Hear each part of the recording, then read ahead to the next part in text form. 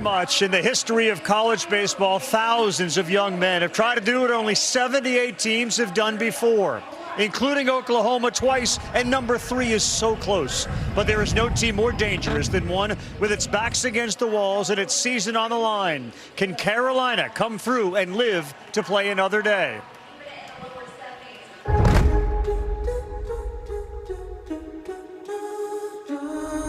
Omaha. This time of year, it turns from city to center of the baseball world. Till the river runs dry. That's it. And the Sooners one win away from a championship. I'll be keeping my head up. That one was huge right there. We've been in this position before. We love when our backs are against the wall. I've been there, and it was a dream come true. Capital S superstar. Playing the sport you always loved, with a national title on the line. This is just a beginning. Look at this place, man. It's what you dreamed about as a kid. This is just a beginning. Gallagher continues to sting the Sooners. We're not going to be scared or timid. And it is Dr. Carter Franks. They punched us, but it's all about how you punch back. It's gone. LaChance leads again. All the juice of a championship series. The best players don't win, the best team wins. This is Game 2 of the Men's College World Series Finals.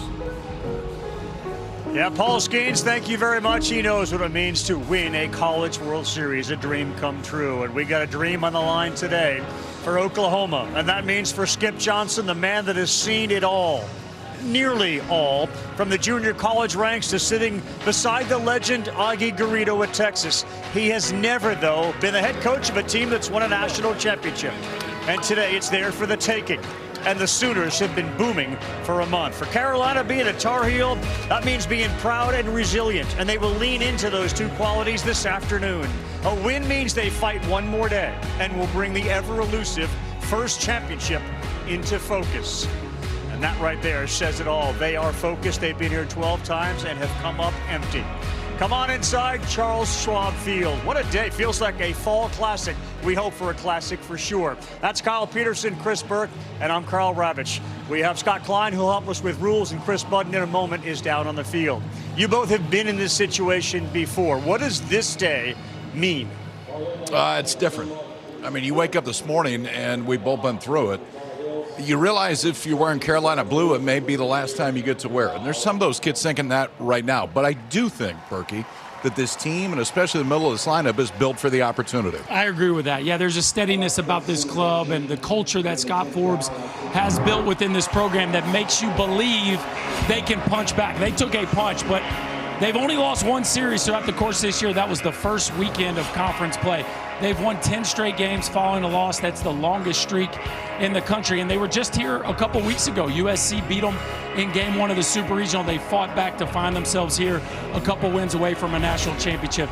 They can take a punch. They've proven it all year long. Something tells me we will see their best this afternoon. Well, the way it goes is Boomer, Sooner. The way this team is playing, it's Sooner, boom. I mean, this offense has been crazy. You've pitched against teams like this. Why is it happening? How do you stop it? I don't know why it's happening, and I'm not sure how you stop it, but what I do know is nobody's been able to do it in the postseason. I think what Oklahoma has done in the postseason is pretty crazy. I mean, this is an offense we came into the postseason. We talked about chaos and the base pass. Now we talk about one of the most powerful offenses, if not the most powerful offense, in the NCAA postseason run. For Oklahoma, it's top to bottom, but nobody has been better than that guy. Dayton LaChance hit 2 more yesterday. He is the center of this offense and now has turned into one of the most dominant in all of college baseball. Well, the table is set. The scene is amazing. A whole bunch of red, a whole bunch of blue. Yeah, Carolina blue. They have a chance to fight one more time. Ryan Lynch gets the ball, and it's another freshman getting the ball and the call for the Sooners. Our first pitch is coming up. We're earning unlimited 3% cash back on dining and entertainment with the Capital One Saver card. Let's just get one of everything. Everything. Fire everything! The Capital One Saver card is at table 27, and they're earning unlimited 3% cash back. Yes, chef! This is so nice. 3% cash back on chicken. Yes, chef! 3% cash back on risotto. Yes, chef! Where's my fish? Here, chef! Had a feeling you want to earn 3% cash back on dessert. Sorry, Chef. What's in your wallet? Dear Dad, thanks for introducing me to this crazy game.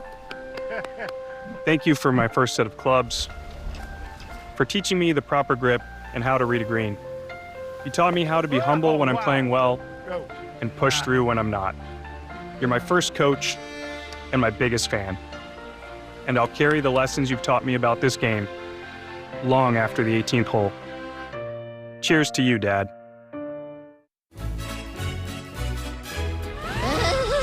James? Okay. Hello, Wendy. Plutôt goûte à la bikini?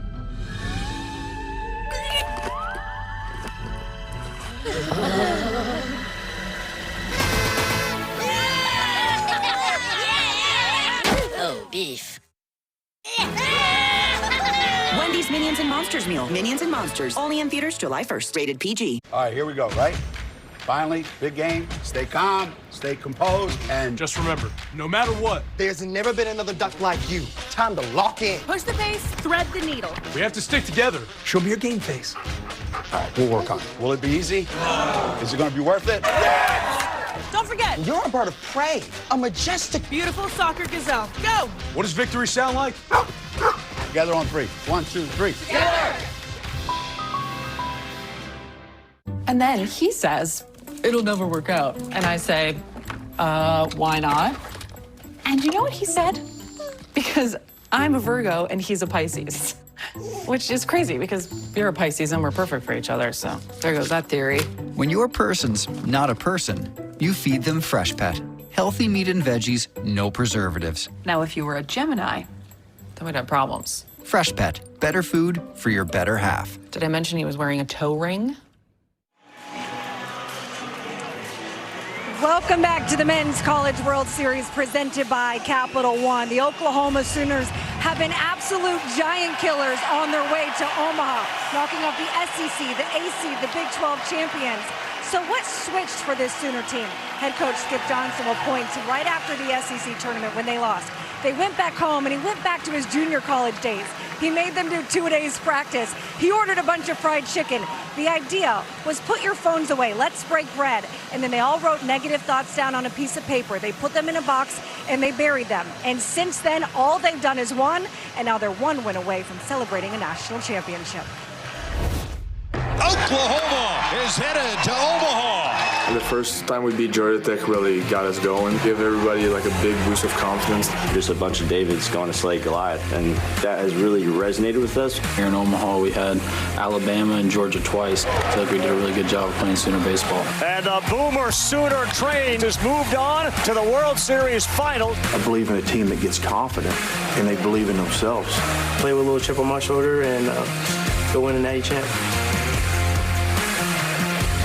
Skip Johnson will tell you the talent was always there, and now it's all about the confidence. They've won 9 straight, and the bats have been super hot, outscoring opponents 92-33, Ravi. Yeah, the offense has been great, and the brothers on the mound have been great. We've got another one on the mound, another freshman. That's been part of the story for this Oklahoma Sooner baseball team. They finished 14-16 in conference, 2 games under.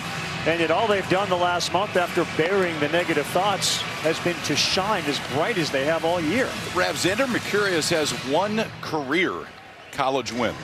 It came here less than a week ago against Georgia. At that point, he had had just 3 career starts. Well, in that game, he looked pretty comfortable in the environment. 7 1/3, punched out 9. It's a mid-90s fastball, 2 different breakables and a changeup. But I think he showed in his first start that this environment, this arena, is exactly what he's built for. And for those who watched this yesterday, it was his brother LJ who come on and was the man down the stretch to end the game and give Oklahoma a win. Berkey, he has faced, Kyle just said it, Georgia. He's also faced Georgia Tech, Kansas, and now a number 5 seed in North Carolina. Yeah, he's used to taking on monsters, in this North Carolina lineup, especially the first half, is very talented. Jake Schaffner yesterday had 3 hits, hitting .333 for the College World Series. Hole and Gallagher in the middle. have to be taken care of as well. The Tar Heels batting order has been presented by Capital One. See the flags out there in center field, kind of blowing left to right. It is in the upper 60s, low 70s forecast today. It has been a week and a half of cooler than normal temperatures. We've seen the wind blow out. We've seen an inordinate amount of home runs. As you can see, the cloud cover, which may favor the hitters. That big green batter's eye doesn't have to worry about the sheen of sunshine. So they should get a good look. Jake Schaffner steps in. Xander Mercurius ready to fire his first pitch. And underway. And he will make a living throwing fastballs against a very good fastball hitting team.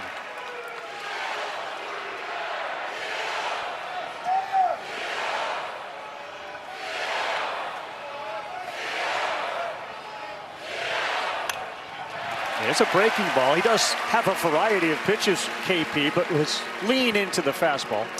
He does. It'll be fastball heavy. It is two different breakables. That was a slider right there. It'll have a little bit more side to side. The curveball is slower, more top to bottom, and a very good changeup as well.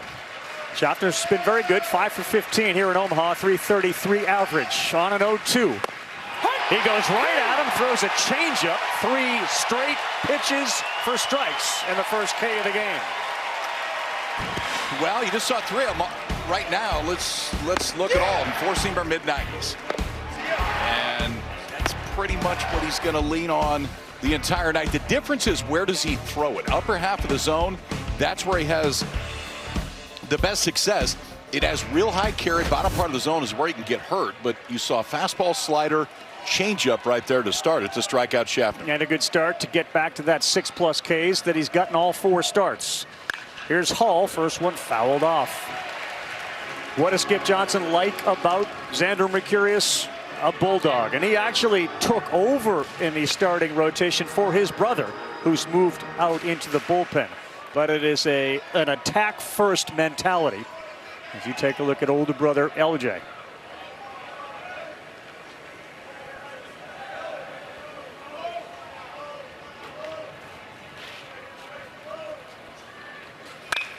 And that one is pulled foul. It was hung up there, and Hall was all over it. But it is 0-2. And fellas, for a freshman out there who, as KP said now, who made his first career start in the last series of the regular season and has started in the postseason, we throwing 5 balls for strikes. I don't think he's nervous, boys. Fastball up to 96. He's blown 2 heaters by him. He's gotten him out in front of a changeup. There is a fearlessness about Xander that makes you realize why Skip Johnson decided to hand him the ball and tell him to go start. It was just a presence about him that's unmistakable. Oklahoma's defense behind him, 3 on the right side of the infield. Although yesterday the lefties went the other way a lot in the beginning of the game. First inning they were on fire. Chase Cheddar up top at 96. Back-to-back punch-outs for the freshman Xander Mercurius. I mean, stick your chest out and just shove that 4-seamer right to the top of the zone. KP, you talked about it. The success with that fastball has been up above the belt. That one right there at the letters, and Hall can't hold back a kind of an excuse-me swing. Mama is digging it early, and Xander feeling very comfortable here in an awfully big setting. Yeah, Christina has been celebrating. Neil, the husband, walks around. He can't sit still. Gavin Gallagher looks at a breaking pitch for the first ball of the day for Xander Mercurius, who grew up in Las Vegas. And the first memory that LJ have of his brother with regards to a ball is throwing a golf ball against the back of the house when he was little. That went over well. Not a great idea. Yes. 2-0.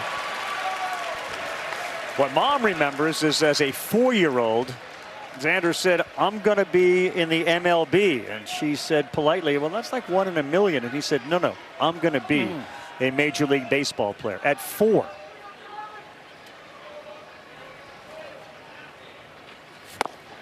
Change up on a 2-0 pitch. 2-1. You make that pitch, you know your heartbeat's okay. You get a 2-0 changeup that the arm speed was great. The finish was exactly what you wanted.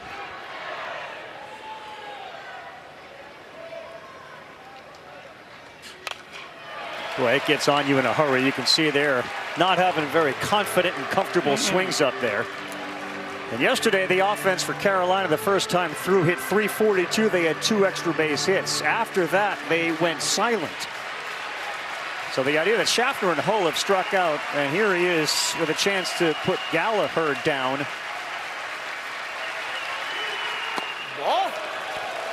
Would be quite the statement for a Sooner team that has been absolutely on cruise control for a month.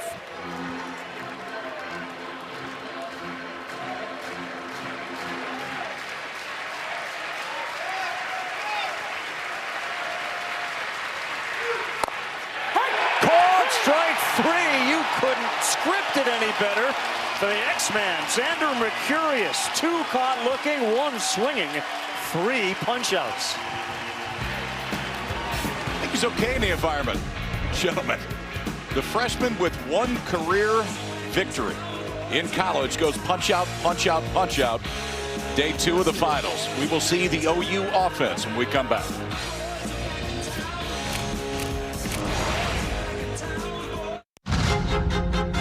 The future is happening now on ABC and ESPN. One of the most talented classes in history gives every team a chance at a star.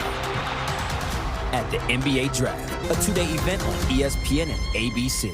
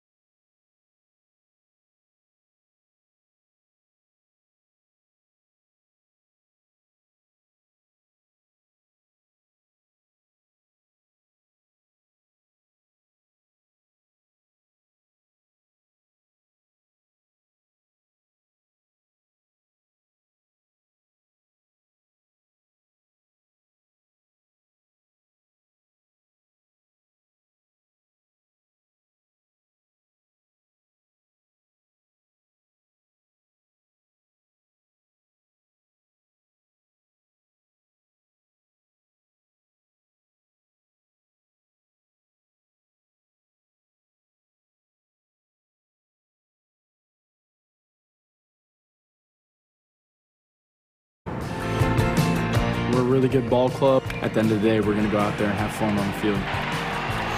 Job's not done, but it felt great to have the first one. Diamonds are made under pressure.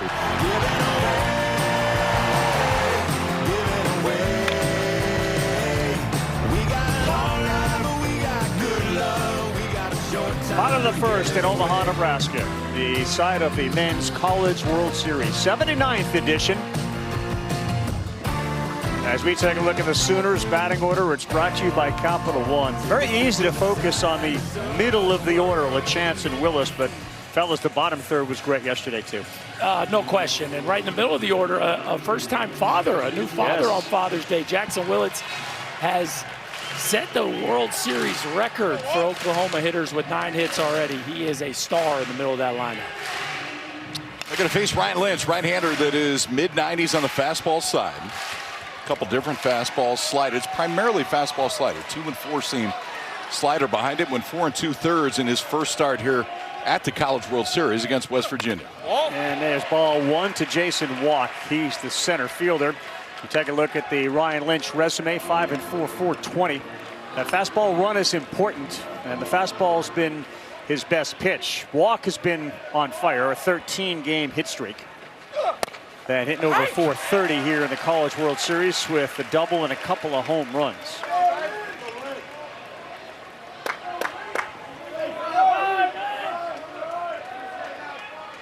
Cooper Nicholson is in on the grass, and that ball is slashed out of play.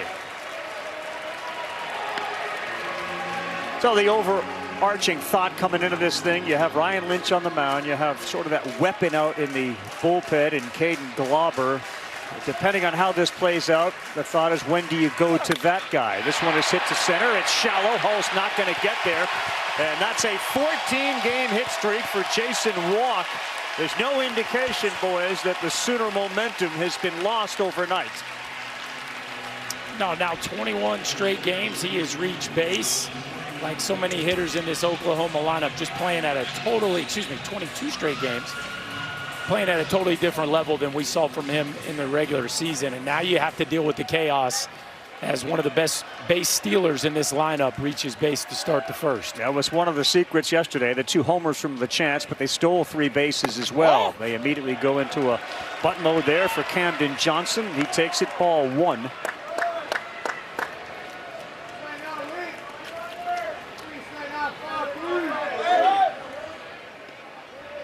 Five guys on this Sooner team with 18 stolen bases or more. Walk isn't going. It's 2-0. Amazing, KP. Talk about it from a pitcher perspective. When you know this buzzsaw, once they get somebody on, it kind of keeps churning. Yeah, I mean, that's who they've been. And I think it's another spot where you're going to slow your mind down when you're out there and just make sure you do what you do. For Lynch, it's movement on the fastball. Continue to do that.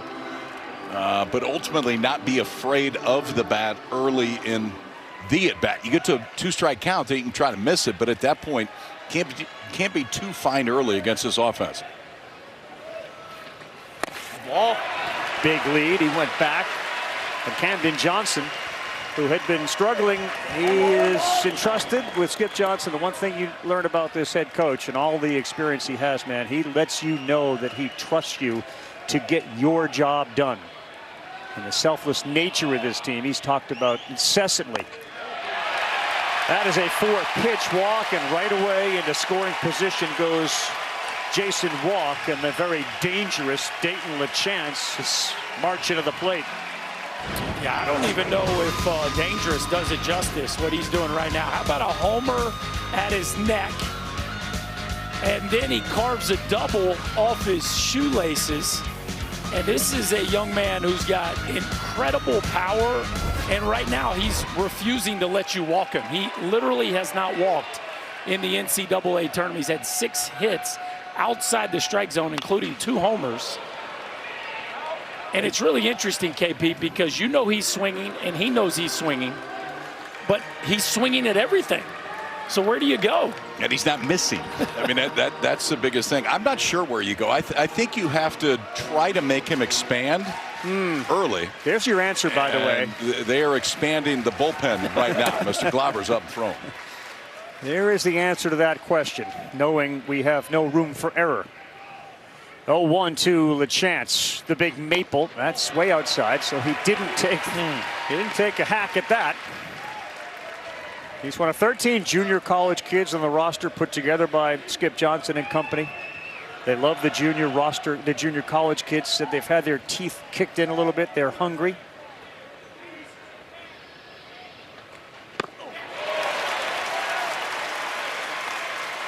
And now you get him to 2 strikes. And now you really have to try to get him to expand. I promise you they have gone over this as a staff.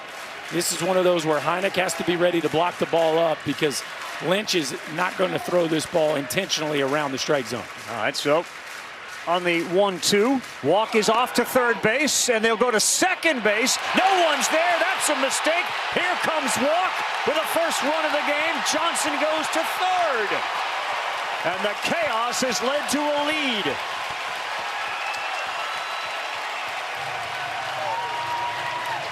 Well, you got to be on the same page here defensively. And sometimes this is a read, but if your catcher feels like the lead base runner has it stolen, then he's going to go to the backside. And it looks like Gavin Gallagher gets caught late being there. Maybe he slipped, guys, and that ball runs arm side, but he's not there early enough to make an adjustment. Watch, he's there, kind of has the ball arrives, the ball sails to the arm side, clips off his glove. If he is, he's out.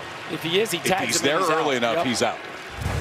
Yeah, but the way it's going for Oklahoma, he wasn't, and they got a 1-0 lead. Still nobody out. LaChance in a 2-2 count.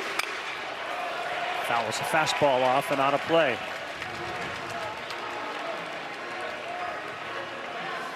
Yeah, they've been terrific. They've won their previous 7 when putting a run on first. 8 straight games, longest of the season. They've won 9 games in a row. And in those 9 games have 10 or more hits. 9 of the last 11 games. They had 14 hits in game 1. Chased up there. That was a home run pitch yesterday, and LaChance is gone. A very big strikeout for Lynch. Now I think massively important for Lynch. So you had chaos behind you. Then you back it up with this. Elevate the fastball. You get probably the most dangerous hitter that we've seen at the College World Series. And now you got to figure out a way to minimize the damage. You give up one, fine. Move on, and this offense at some point is going to go. I think you see how that Carolina thinks the game may go. Infield into the first. For a very good hitter, Jackson Willits, and that one is going to go to the seats on the third base side. Well, Lynch has a high ground ball rate, so 53% ground ball rate. You know runs are going to be hard to come by off Xander Mercurius. So you got a ground ball pitcher on the mound. Why not take a chance here and see if you can prevent the run from scoring on anything hit at an infielder? Yeah, Willits has 4 straight multi-hit games. Camden Johnson off third base. It's already 1-0. And that ball is smoked to right center. And it is high off the wall. Willits to second. Double standing up. 2-0 Sooners. Yeah, Mom and new baby are loving what we're doing on Father's Day. Jackson Willits delivers again.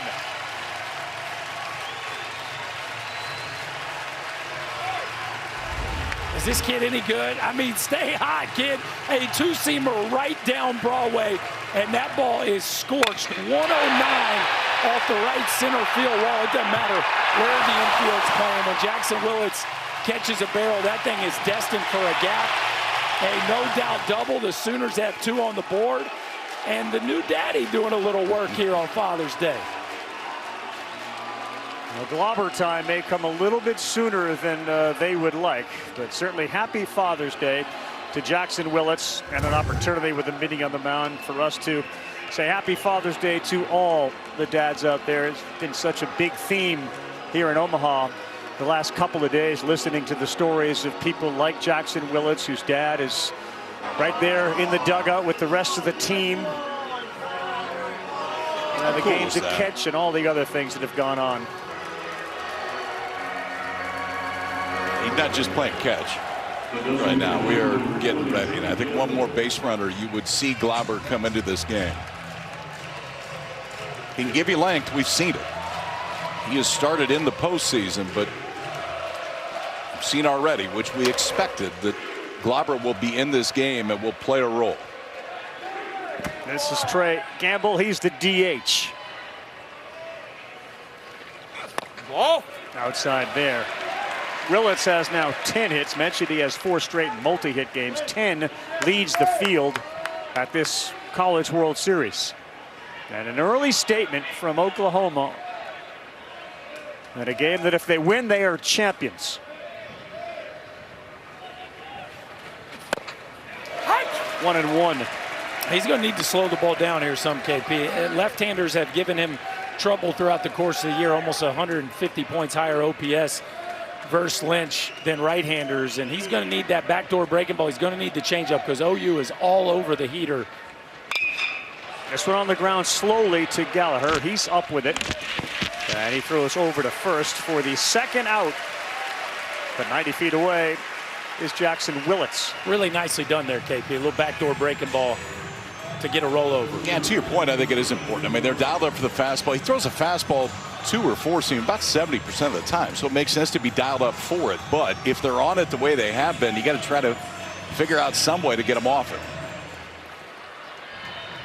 Brings up Brendan Brock. He's the left fielder, originally selected by the Brewers in the 14th round in 2025. In there for a strike. And rather than signing with Milwaukee, he was a Southwestern Illinois college kid. He transferred to the Sooners to boost his draft stock for 26.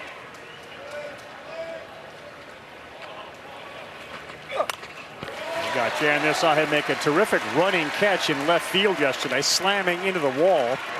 He also can catch and is a very good catcher as well. So a unique skill set for Brendan Brock.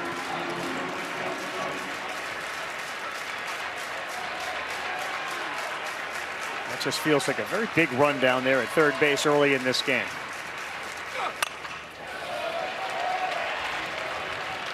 Yeah, no question. And Brock has been outstanding in postseason play, hitting .450 in the NCAA tournament and 7 for 16 with, or excuse me, 5 for 14 here in Omaha. So, like so many of these Sooner, he has been locked in postseason play. Brian Lynch's 23rd pitch of the first. Called strike 3, got it on the corner. Brandon Cooper, the home plate umpire, with the punch out. But not before some Sooner damage. Walk, Johnson with a walk, Willits with a big double, and a 2-0 lead. Introducing the new $10 Crispy Parm Pan from Pizza Hut. It's the original pan you love, taken to the next level. That crispy golden brown crust with a cheesy crunch. Try a $10 medium crispy Parm Pan for a limited time, only at Pizza Hut. From the #1 rated brand in cordless outdoor power, the Ego 22-inch aluminum deck mower with Select Cut is the most powerful mower in its class, featuring an aluminum deck that allows for extreme blade speeds, producing the perfect razor-sharp cut. Designed for durability that's guaranteed for life.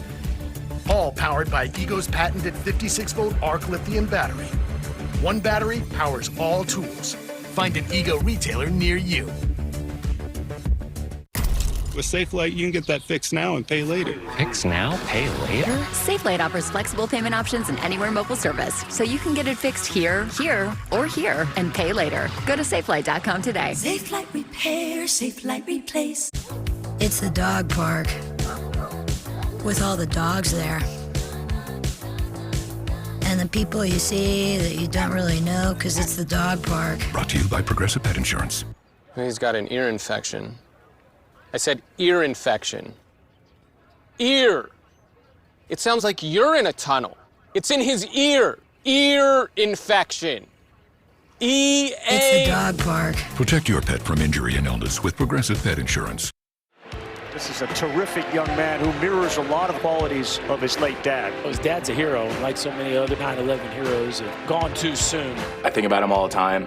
My dad always wanted to see me in Carolina blue, so it's really cool to be able to wear it. You know, I look in the mirror and I see the detective shield on my chest. You know, it means a lot. I can't wait. You know, national championship on Father's Day would mean a lot to me. You can't imagine the emotions going through the mind of Erik Paulson. His dad was in Long Island, New York, and the NYPD detective, first responder, spent months working at Ground Zero following the 9/11 attacks. Later developed cancer, which doctors associated with 9/11. And he is up there now looking at ball one. Ravi, all of the dads are also honoring him in support of Erik. They have buttons with the number 44 Paulson and took a picture all together to show their love on Father's Day. Well, what a good story, man. That's wonderful. Paulson hits one into left field, takes a turn, and he pumps the brakes. And you know, Dad is looking down and couldn't be more proud.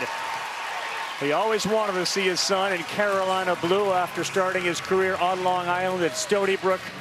And that's a wonderful personal tribute on Father's Day for Erik to deliver for his team and for Erik Paulson Sr.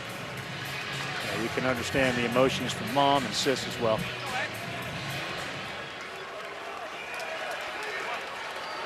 So he's at first. They're trying to fight back. Cooper Nicholson is the third baseman.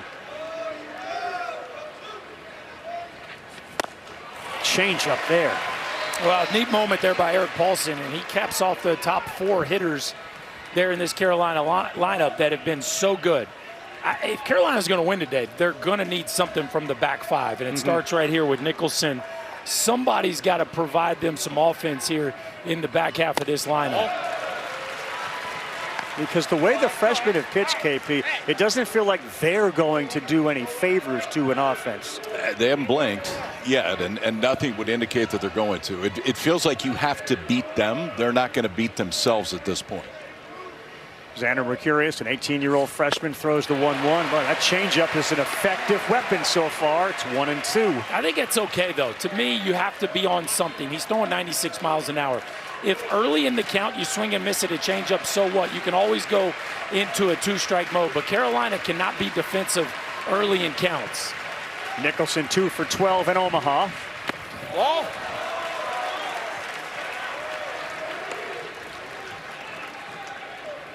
Two and two. The other part of the great freshman pitching is the impact that Dayton LaChance has on all of the pitchers behind the plate. And it was a meeting on the mound yesterday that seemed to get Cord Rager back in line. And he's gone there. He chased another changeup. It's a strikeout, fourth of the game for Mercurius. He throws two different changeups. He can throw a split too, but I think his best one is the one that is this.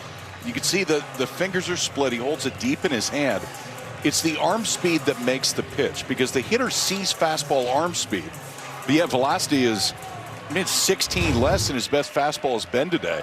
That is an outstanding right-on-right change right there, and really good extension to get that to turn over. Here's Howe, and LaChance thinks about throwing behind the runner at first base, Paulson, but he doesn't. It's 1-0 to Howe, who is the left fielder. Heineck is on deck.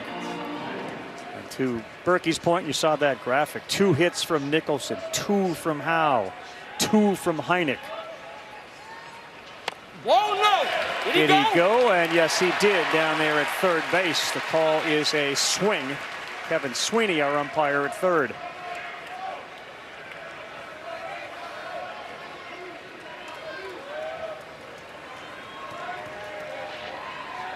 Kyle Branch, Jackson Willis, the two up the middle. There's another one. It works against righties and lefties, and you can really feel Mercurius's confidence in the changeup. He threw 19 changeups his last time out. His season high in changeups was against Georgia Tech, which you can know why, because of that, how talented that offense was. But he will certainly go to it. Ball. Elevated in the difference in velocity, 96. Fastball, 81. Changeup. Tough on a hitter. Good luck. Threw 34 changeups in that start against Georgia Tech, so he's not afraid to throw that one early and often. Ball. That's a good take there.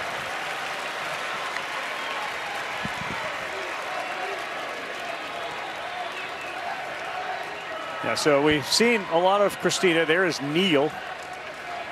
Dad often up pacing around, but maybe settling in the way his son is pitching, and he picks up strikeout number 5. Go ahead and double up, kid. If it's this good, they take the first one, dare him to take another one. This may have caught enough of the plate, too, if he doesn't swing, but it's the velocity difference in that late movement that handles it. 5 outs so far. All 5 have been the strikeout. Yeah, the 6th is standing there at first base. Paulson with 2 down for Colin Heineck. Ball. A little high. Heineck does have a couple of hits, and one of them was a homer.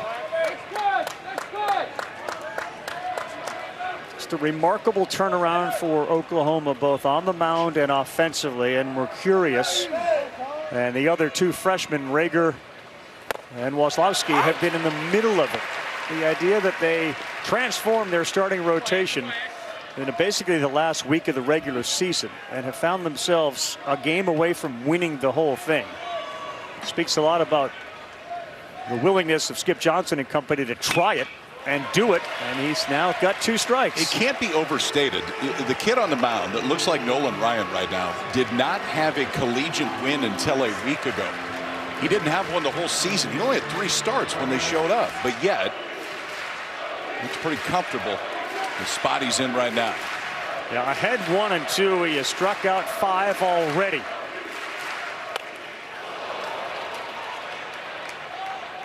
So we've seen all these changeups this inning, and now to Heineck, 4 straight fastballs. And you see the way he's changing speeds and fast and slow. This one catches the knob of the bat.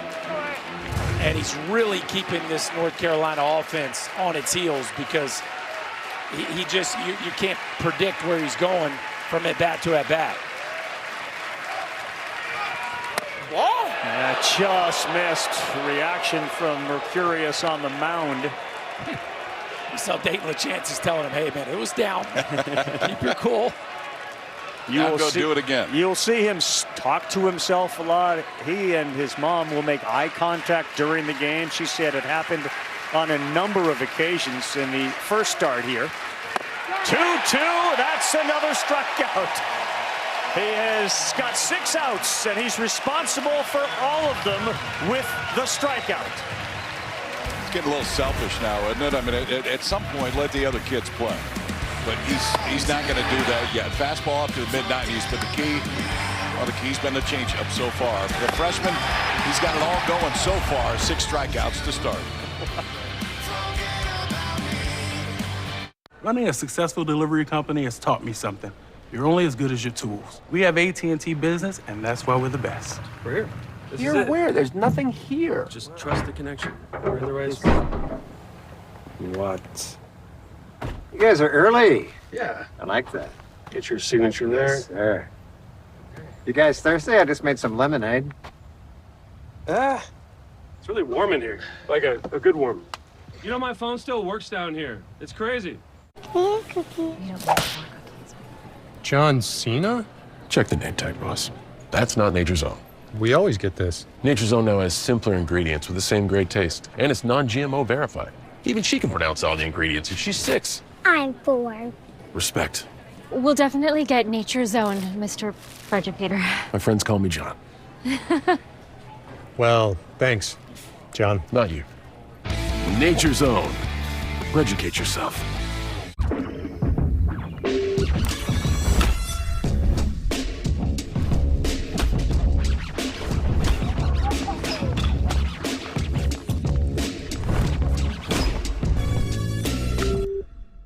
Lily doesn't play like she's 62.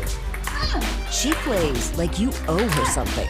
And with Ensure Max Protein, she always collects. Told you she still plays? You're in your prime, so keep it that way. Ensure yourself. Welcome back, everyone. The NCAA Men's College World Series is presented by Capital One. What's in your wallet? Sooners won it all in 1951. Then they did it again in 1994. And like the rest of the SEC, they have become a fairly dominant team. The 12th appearance. They were here in 22. Were in the finals and lost to Ole Miss. And this ball is to left field. Howe is going to be there, and he is going to be there for the out. Deshaun Harris with a 1-pitch flyout. The rest of the postseason history, 2022 was the runner-up. And lo and behold, they are right here on the doorstep, having seen 5 SEC teams in this College World Series this season. And obviously, they're the lone team standing. A bunch of those 94 guys are here. One of them's Tim Walton, who was on that team, now the head softball coach at Florida. Whoa.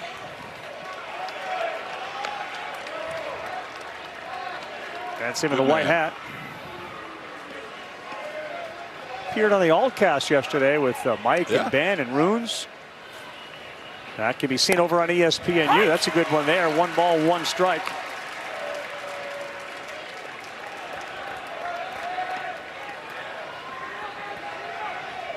This is Dayton Taki. And these 3 guys, Harris, who's been retired, Taki and Branch yesterday, only went 5 for 10. That's it.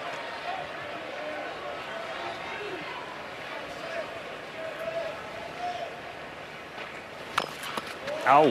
Okay. That hurt. We're going to flip that back because I am in some pain. Between Taki and LaChance, their feet have to be black and blue.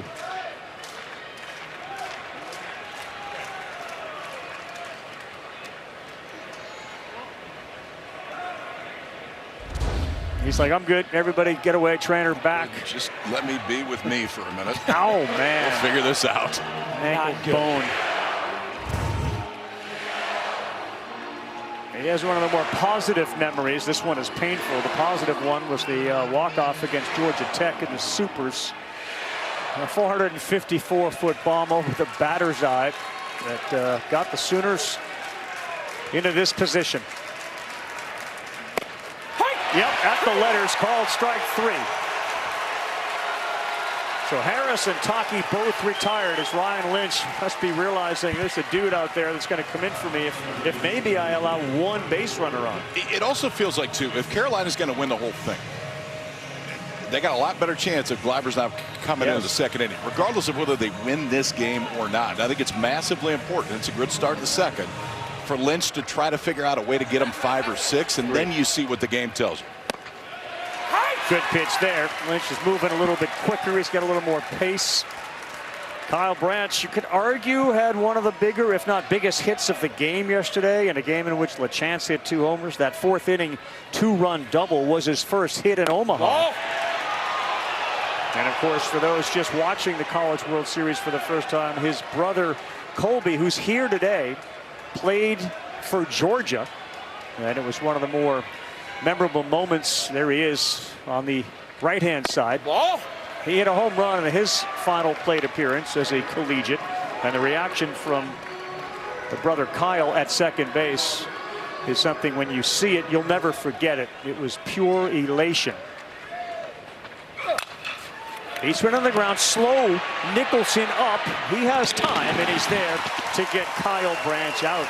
A 1-2-3 settle down inning for Ryan Lynch. It's 2-0. We're through 2. Before the world knows their names, they're students, teammates, competitors. Across NCAA campuses, dreams of Team USA take shape. Nearly 2/3 of Team USA once wore their school's colors.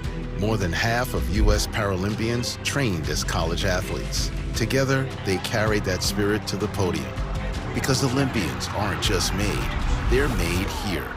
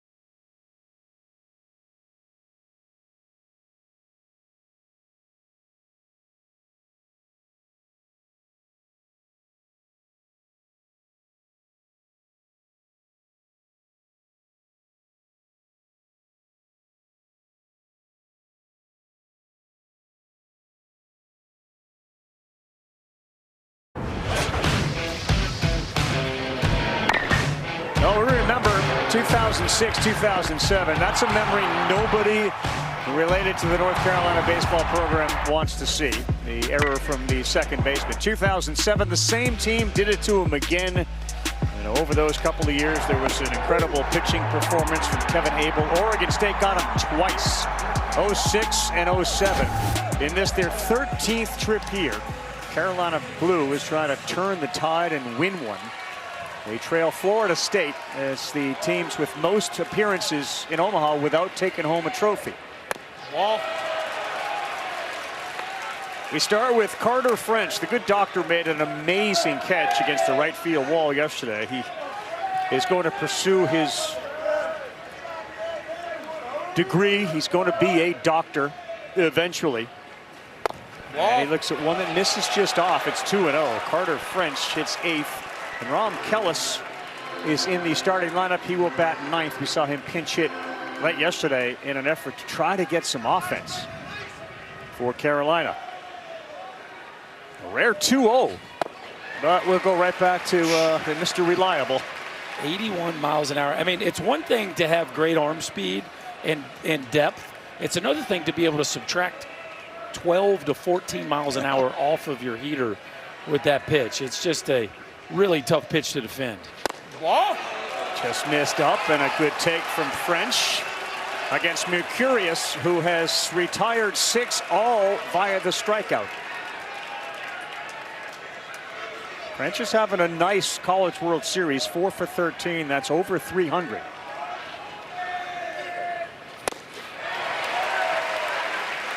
Late on the fastball, 3-1 count. I know that thing has carry at the top, and so maybe he's more under than late, but Right now, this Carolina offense, they're not on either one. They're late on the heater. They're over the top of the changeup.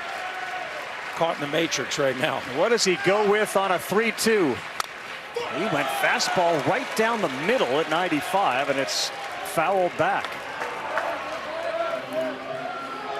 Trying to get inside the head of French here, and that's a hard one because he's probably a lot smarter than you. But what pitch do you think comes? Minus the probably.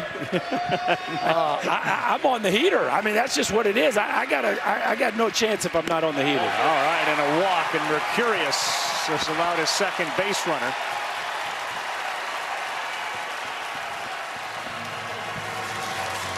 So leadoff man is on for the second consecutive inning, and Mercurius is now doing laps around the mound. Taking a deep breath. Got a routine out there in which he will pep himself up. And he's sort of taken the mantra of Skip Johnson, which is next pitch, next pitch, next pitch. Doesn't matter what happened on the previous one. We got to move to the next pitch. And he will get Rom Kellis. It's emotional out there too. Saw him kick a little bit of the dirt. If you're North Carolina, this is your first glimmer right now where he's just a little frustrated with himself. Yeah. He got a walk, he throws a first pitch ball. Like that's, you're looking for something to feel good about in that dugout.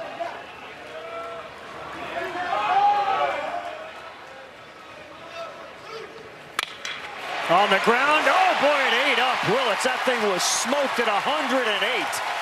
We saw that happen to Schaffner yesterday, and an absolute rocket from Rom Kellis. They got 2 on and nobody out. Well, he had a couple good at-bats yesterday. Didn't start the game. They brought him in the back half of the game, and he had a 403-foot fly out to straightaway center field. Here he gets a heater right down Broadway and just smokes it past Jackson Willits.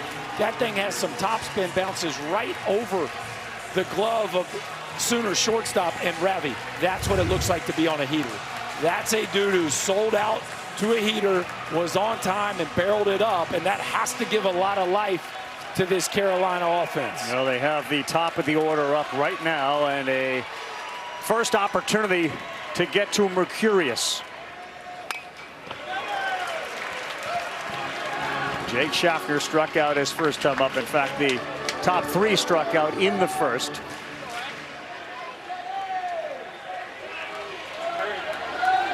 Let's go, Schaff.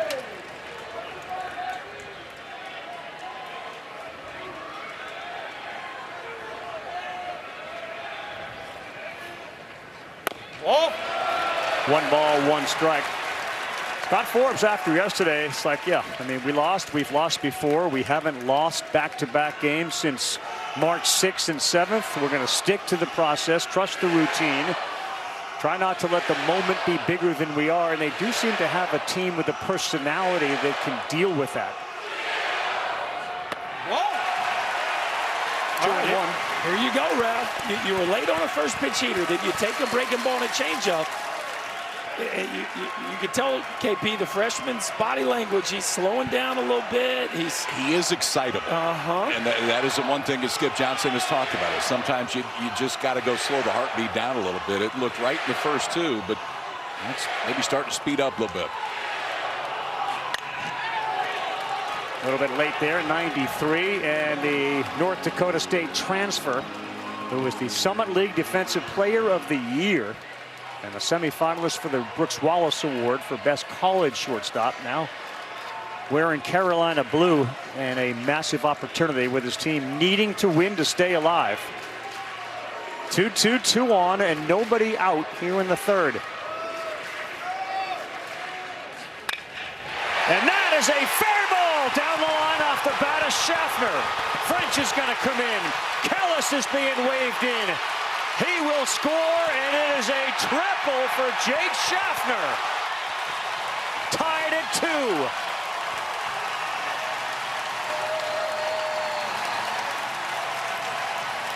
I think it's the first time he's thrown a split today. Everything else was the traditional changeup. They go away from it right there. He goes split, and Schaffner's right on it. Berkey, it's up in the zone enough that Schaffner can put a really good really good pass on it. Yeah, that split just kind of cuts to the inner third of the plate. Schaffner, who's hitting over 700 with runners in scoring position in the NCAA tournament, just rips it in the right field corner.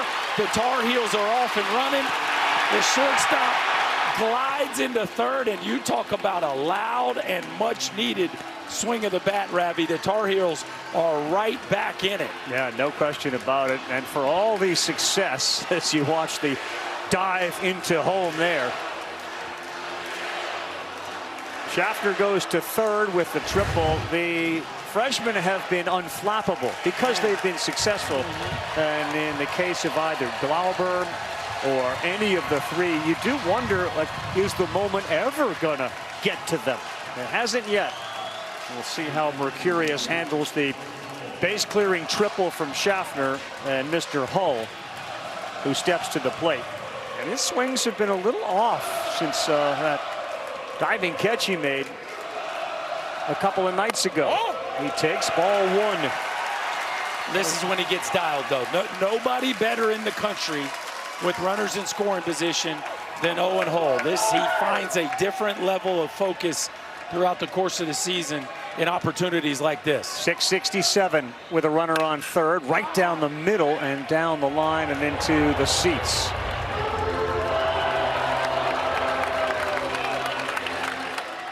Give Schaffner credit. You mentioned the first time that he threw one of those splits and he was all over it, as opposed to the fastball or the changeup, which he has relied on.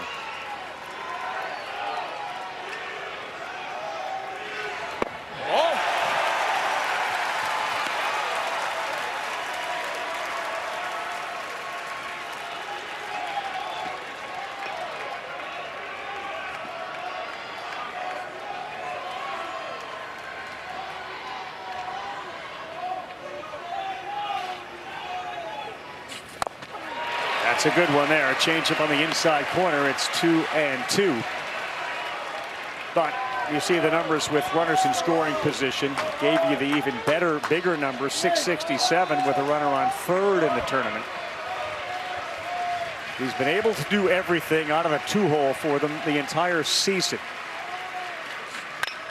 And he lines one right at the second baseman, Branch. Hit it hard, 105 miles an hour, but right at Kyle Branch. It's a loud out, but it's the first out. Yeah, Mercurius dodges a bullet right there. That's a hanging breaking ball that he just fortunate. Hull squares Branch up with it. As the freshman looks like he's blinking a little bit from a stuff standpoint, starting to make some mistakes now in 2 strike counts. Fourth triple for Carolina in Omaha, the most by a team since that Oregon State team we mentioned back in 06. As Gallagher swings and fouls it into the mitt. You see Gallagher going up there being aggressive. One out, runner on third, infield back. He will take his ground ball to shortstop and second base and try to give him a lead right here. He's probably going up here in a 2-strike mode right from the jump. Whoa. Thought about it, but the fastball's too far inside. Between Schaffner, Hull, and this guy, they have been very, very clutch. Gallagher, in fact, has scored or knocked in 40% of the runs. Scored or knocked in 40% of the runs in the tournament for Carolina. Almost got him. So 2-1 count. You know Xander Mercurius is going to try to throw you a strike right here. This is where a veteran hitter will just dig in and take what he gives him. You don't need to get big right here. Just move the ball in the middle of the field. Give your team the lead.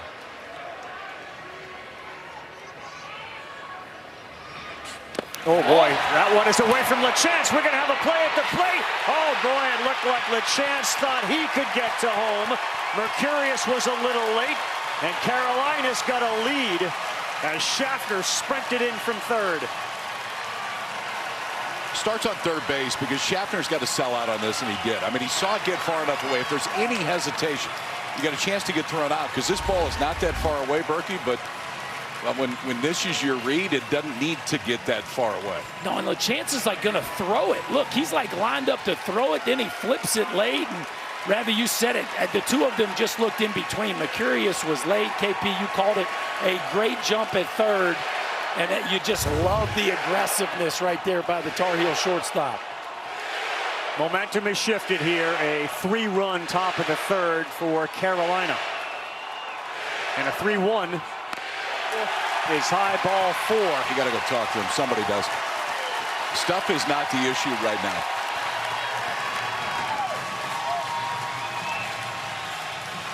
It's just excitement. And so often when excitement happens, everything gets faster to home plate. Things get faster to home plate. Mechanics get a little bit different than they were. The misses are a bit bigger, and that's why Skip Johnson is making a slow walk out right now.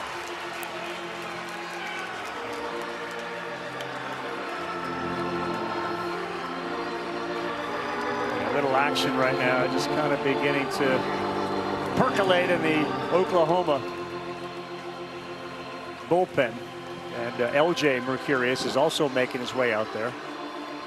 I don't know if that's where the book is and he wants to read because he's anxious for his brother. And that was another part of this College World Series where it's a shot of LJ Mercurius out in the dugout while Xander was pitching and he was reading a book. And he asked his buddy who actually had the book, is that book about anxiety and dealing with tension and nervousness? He said, in fact, it is. So you got LJ out there reading because he's empathetic for his brother on the mound, who, by the way, would say later, I wasn't nervous. I was good. No, I don't think nervous is his problem. I think excitable. Yeah. I think maybe he gets down on himself quickly a little bit.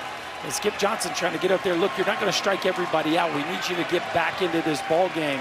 Free passes are hurting you right now. Yeah, dangerous hitter, Eric Paulson. He had the first hit of the game for Carolina. Oh, he was thinking dead red. He got it and he missed it. And it is 0-1. His dad, the New York Police Department detective, passed away on July 4th last summer. Oh. 1-1.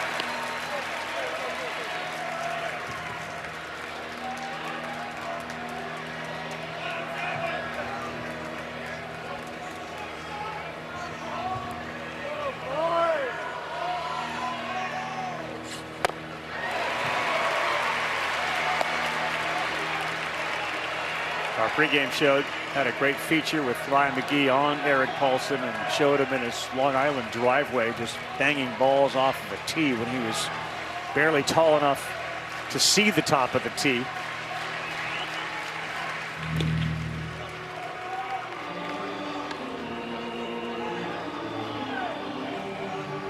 Reluctant to leave Long Island, to leave his dad, but they were convinced, and that's one of the story Scott Forbes tells about meeting his dad, how much they loved each other, loved baseball.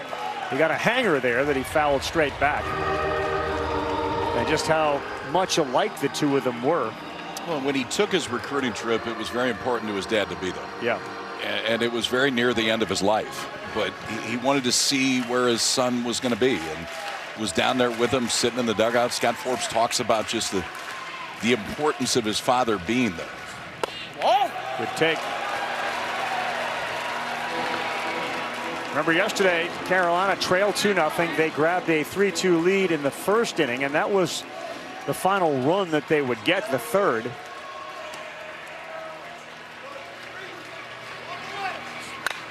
And he laces another one. Paulson is 2 for 2 today on Father's Day, and it's first and second with one down. Do it, kid.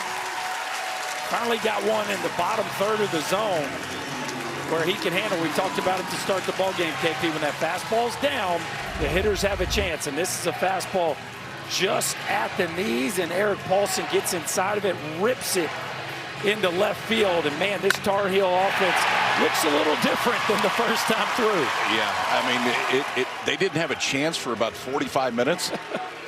Now it looks like they're pretty comfortable. Yeah, looking up at his mom, we've seen it in the stands for sure. It is sweet.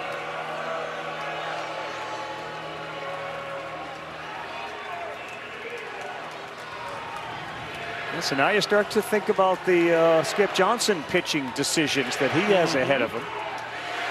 Only a one-run game, and still so early in this one, on the top of the third. Well, we talked about the back half of this lineup. The do factor very high. And Cooper Nicholson, it's easy to forget, he leads this team in homers. Like, he has the most raw power on this club. And even though he hasn't really caught fire here in Omaha yet, he is capable of changing the complexion of this game if he gets a mistake. 16 of them on the year. Whoa! The chance throws behind it, gets into right field. Gallagher goes to third. He will stop there. Each team has now made a mistake when it comes to trying to throw out or behind runners. Well, it's kind of the same thing. It's just a different place. Like, I don't know if there was miscommunication or Taki was just late, but watch how late he is getting there. I mean, the break is there, but he's 3 steps away. Started so far away, if he's in front, he's got a chance. But if you don't get in front, if that throw is on the base runner, you're totally bound on where the baseball goes because you can't get it early, and it just pushes up to Tar Heel runners 90 feet. Yeah, and takes a double play out of play for the most part on a ground ball with second and third.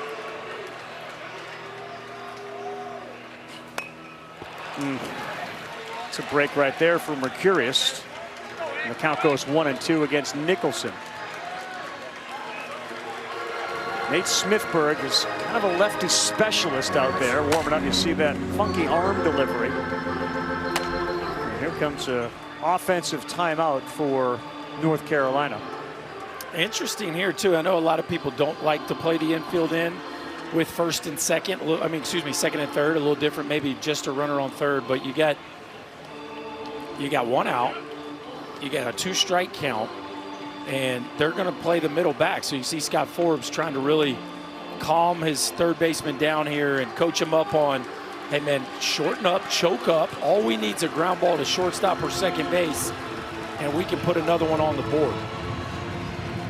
All right, so we have the offensive meeting, and in fact, the coaching staff will grade their offensive meetings. They'll give out a cue based on the result for quality. So we'll see if this is a quality meeting with Nicholson up. A slow roll at a third, it goes foul. And no reset. Yeah, I mean, Mercurius struck out the first 6 of 7 that he saw. So we started to think about, like, okay, like strikeout records for a World Series final.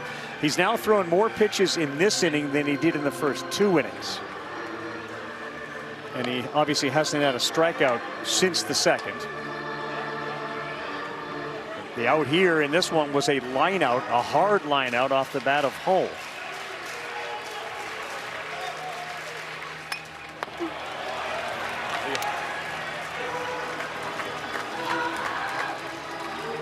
Different feeling for Ryan Lynch right now. There's a lot different feeling. The rope got a little longer. It's a lot different feeling. And the formula for Carolina all year long has been build an early lead, get the ball to Glauber.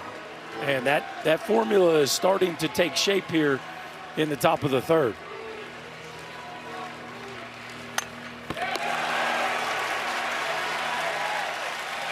All right, look, Scott Forbes is just a fountain of positivity, continuing to reinforce the approach that they had the meeting about, man. Shorten up, just move the baseball in the middle of the field. Did you see what he said? Have fun today. Simplify, have fun today. And please hit it to the middle of the field. He didn't say that, but he meant it. Ground ball up the middle will give them another run. Curious time. Did they get a ball? They got a ball. No, I think it's pitch clock. clock. Okay, pitch clock, yeah. Well, they're going to signs, guys. They've gone away from Skip Johnson calling pitches, and Dayton LaChance is putting down numbers, so we're getting some of the old school shake right there. And the two of them, KP, they could not arrive on a pitch call right there, and the clock ran out on them. 2-2. He spoils another one, and you can see, even by having balls fouled off, how Carolina is feeling a lot better about their plate appearances. The chance is still giving signs when the clock gives 0.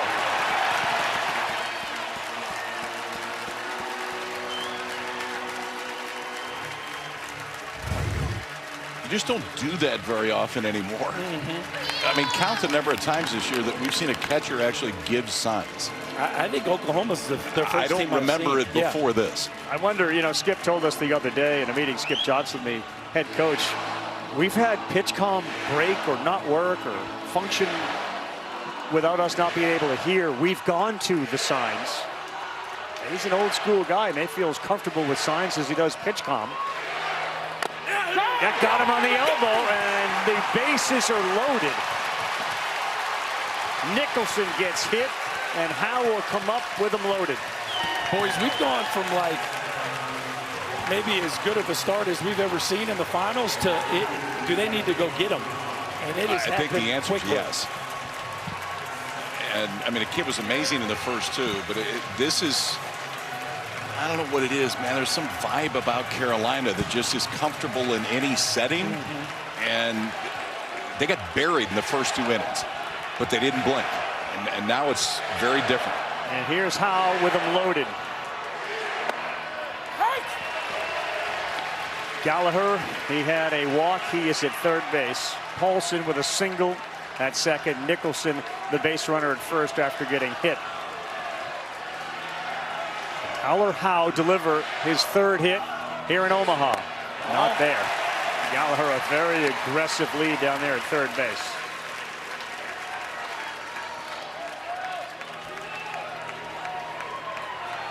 Hasn't had many chances, but he is hitting .500 with the bases loaded. Ooh, big call, strike 2. Yeah, 50-50 ball at the bottom of the zone, and that's just a beautiful pitch, and really a great take there by Howe, because you're probably going to roll that over at best anyway, and could have been an inning double play.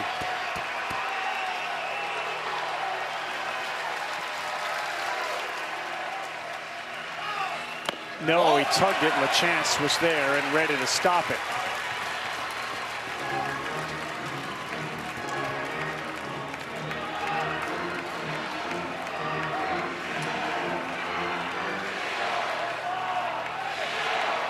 There's been one Grand Slam in the World Series Finals. Ty Evans of Florida did it against LSU in 2023.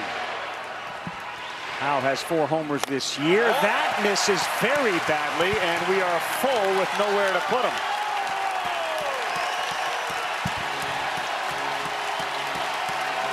This may be the pitch to keep Mercurius in the game.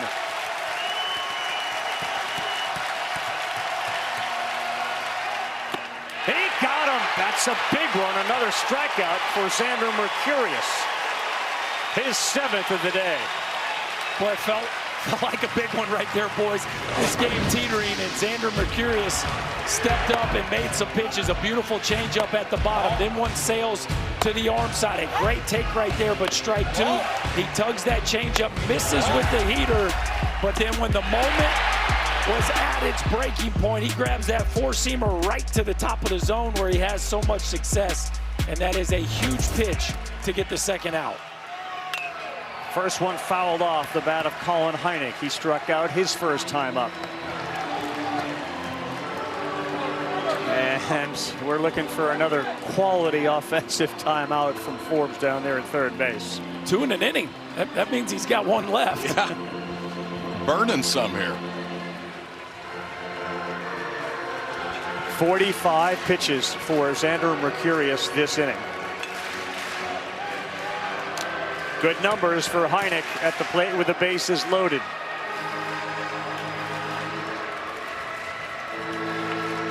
It is hard to believe the way he got through the first 2 innings that he's about to throw his 78th pitch of this game. 3 for 19 in the tournament. The team with them loaded, and that's too high. 1-1.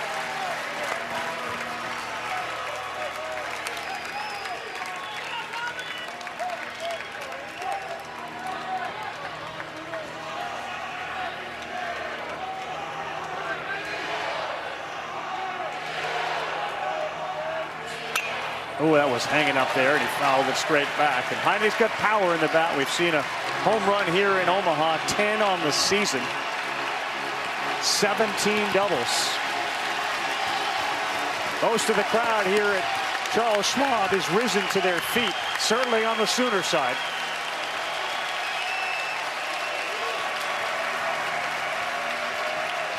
The 1-2. Throw him a fastball. Fastball down a tick, 93 a little bit. He's been out there a while, man. Yeah. I mean, he's incredibly well conditioned, but I mean, he's been out there 20 minutes and that pitch count nearing 50 in this inning alone. It is a battle royale right now between Mercurius and the Carolina offense. The next pitch will be his 50th of the inning.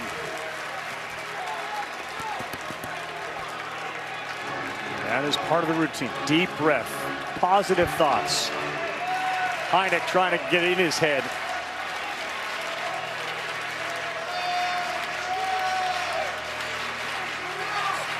He got him! Little 86-mile-an-hour wrinkle and walk him off. 50 pitches in the inning, 2 more strikeouts, a whole bunch of traffic, but he's got 8 strikeouts in the game. But it's the Heels who are proud and resilient. They had an answer, and now they lead it 3-2 heading to the bottom of the 3rd.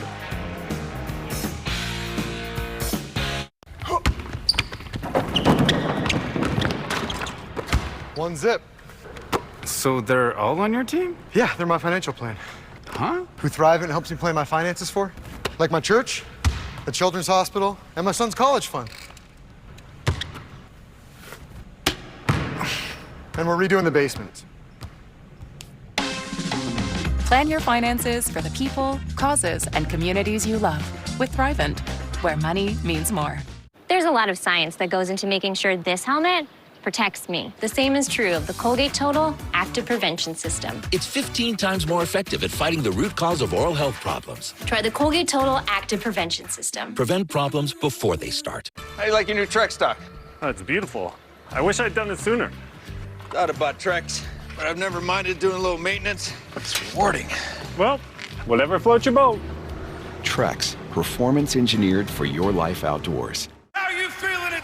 It's CMA Fest. With sizzling performances by Lainey Wilson, Luke Bryan, Jelly Roll. Were y'all with us tonight? And rockin' collaborations. Russell Dickerson featuring Fetty Wap, Gretchen Wilson featuring Ella Langley, and more. Plus, the can't-miss reunion of Florida Georgia Line, the music event of summer. Let's go CMA Fest! Presented by SoFi, Thursday on ABC, next day on Hulu.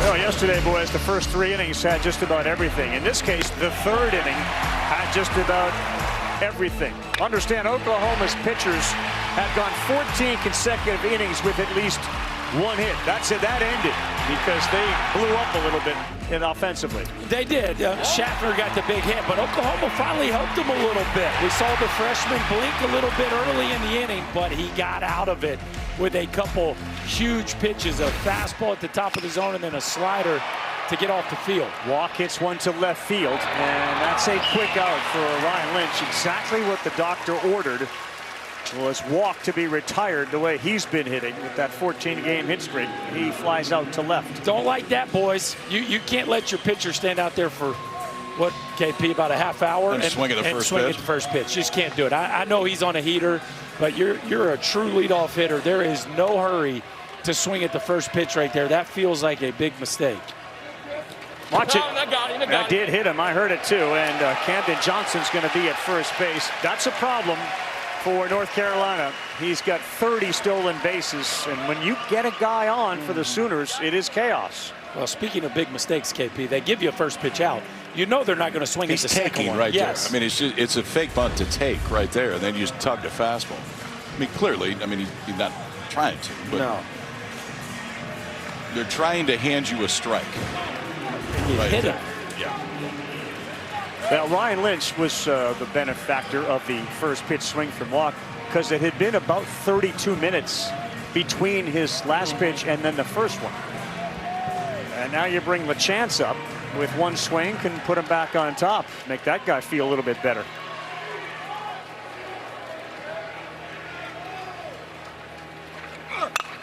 And that ball is smoked to center field, but Hull was right on it, and he's there to take the line drive away. And again, a one pitch. Mercurius is going to come back out here quickly if this continues. I'm not a big offensive timeout guy, but it feels like you should do it now just to give everybody some air. Like a little bit more oxygen in the entirety of the dugout.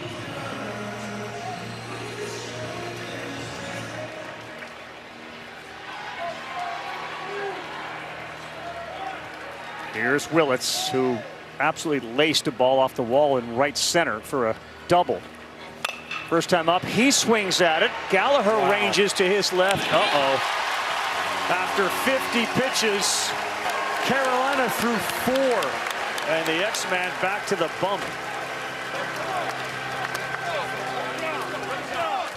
What makes a delicious New York-style pizza? It's gotta have a perfect balance of crushed tomatoes, savory deli pepperoni, and dough stretched thin so it folds like it should. You'll get it when you taste it. Try Marco's New York-style pizza for only $13.99. Running a little behind today, huh? You want me to get back there and start pulling some teeth? Waiting rooms. They can be tough for young homeowners turning into their parents. What are you here for today? Just a cleaning. Just a cleaning? Yeah. In and out, easy peasy. Impacted tooth over here. I don't know if you can see it, but... All right, let's just sit quietly and wait for our appointment. Gotcha. I'm what they call a grinder. Yeah. Progressive can't save you from becoming your parents, but we can save you money when you bundle home and auto with us. I have abnormally large tonsils. Tom. Where most see frail, Huggies sees a fighter.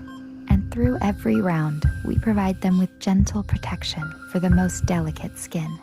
Huggies, designed with NICU nurses. Safe Light Repair, Safe Light Replace. Ooh, that's rough. At least with Safe Light, you can get that fixed any way you want. Any way I want. Any way you want it. It's the way you need it. Any way you want. I can schedule a chip fix while I get my hair clipped? Yep, they can fix my glass while we fish for bass. If you want. They can recalibrate my safety features while I sit at home in my comfy pants? That one doesn't rhyme, but sure. Get it fixed any way you want at safelight.com. Safe Light Repair, Safe Light Replace. Welcome back to Omaha here in the top of the 4th. This is Xander Mercurius in between innings. One of the things that Skip Johnson loves about him is the emotion that he pitches with, but he has to come in and take some deep breaths to try and release some of that emotion. But he was very upset this entire time in the dugout. Skip Johnson had a conversation with him. Jason Walk came in, got into his ear. Skip just told him, flush it out. One pitch at a time. Looked at him, said, are you good? Said, I'm good.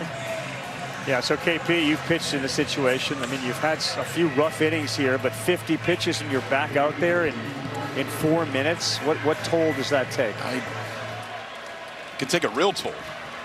I think at this point, though, you got to pay really close attention. We talked about it before, just size of misses right now. But he answered back at the end. When it looked like they were going to knock him out of the ballgame, he went strikeout to get out of the inning. Does it make sense to keep an eye on velocity on a fastball, see if 100%. It's still down? 100%.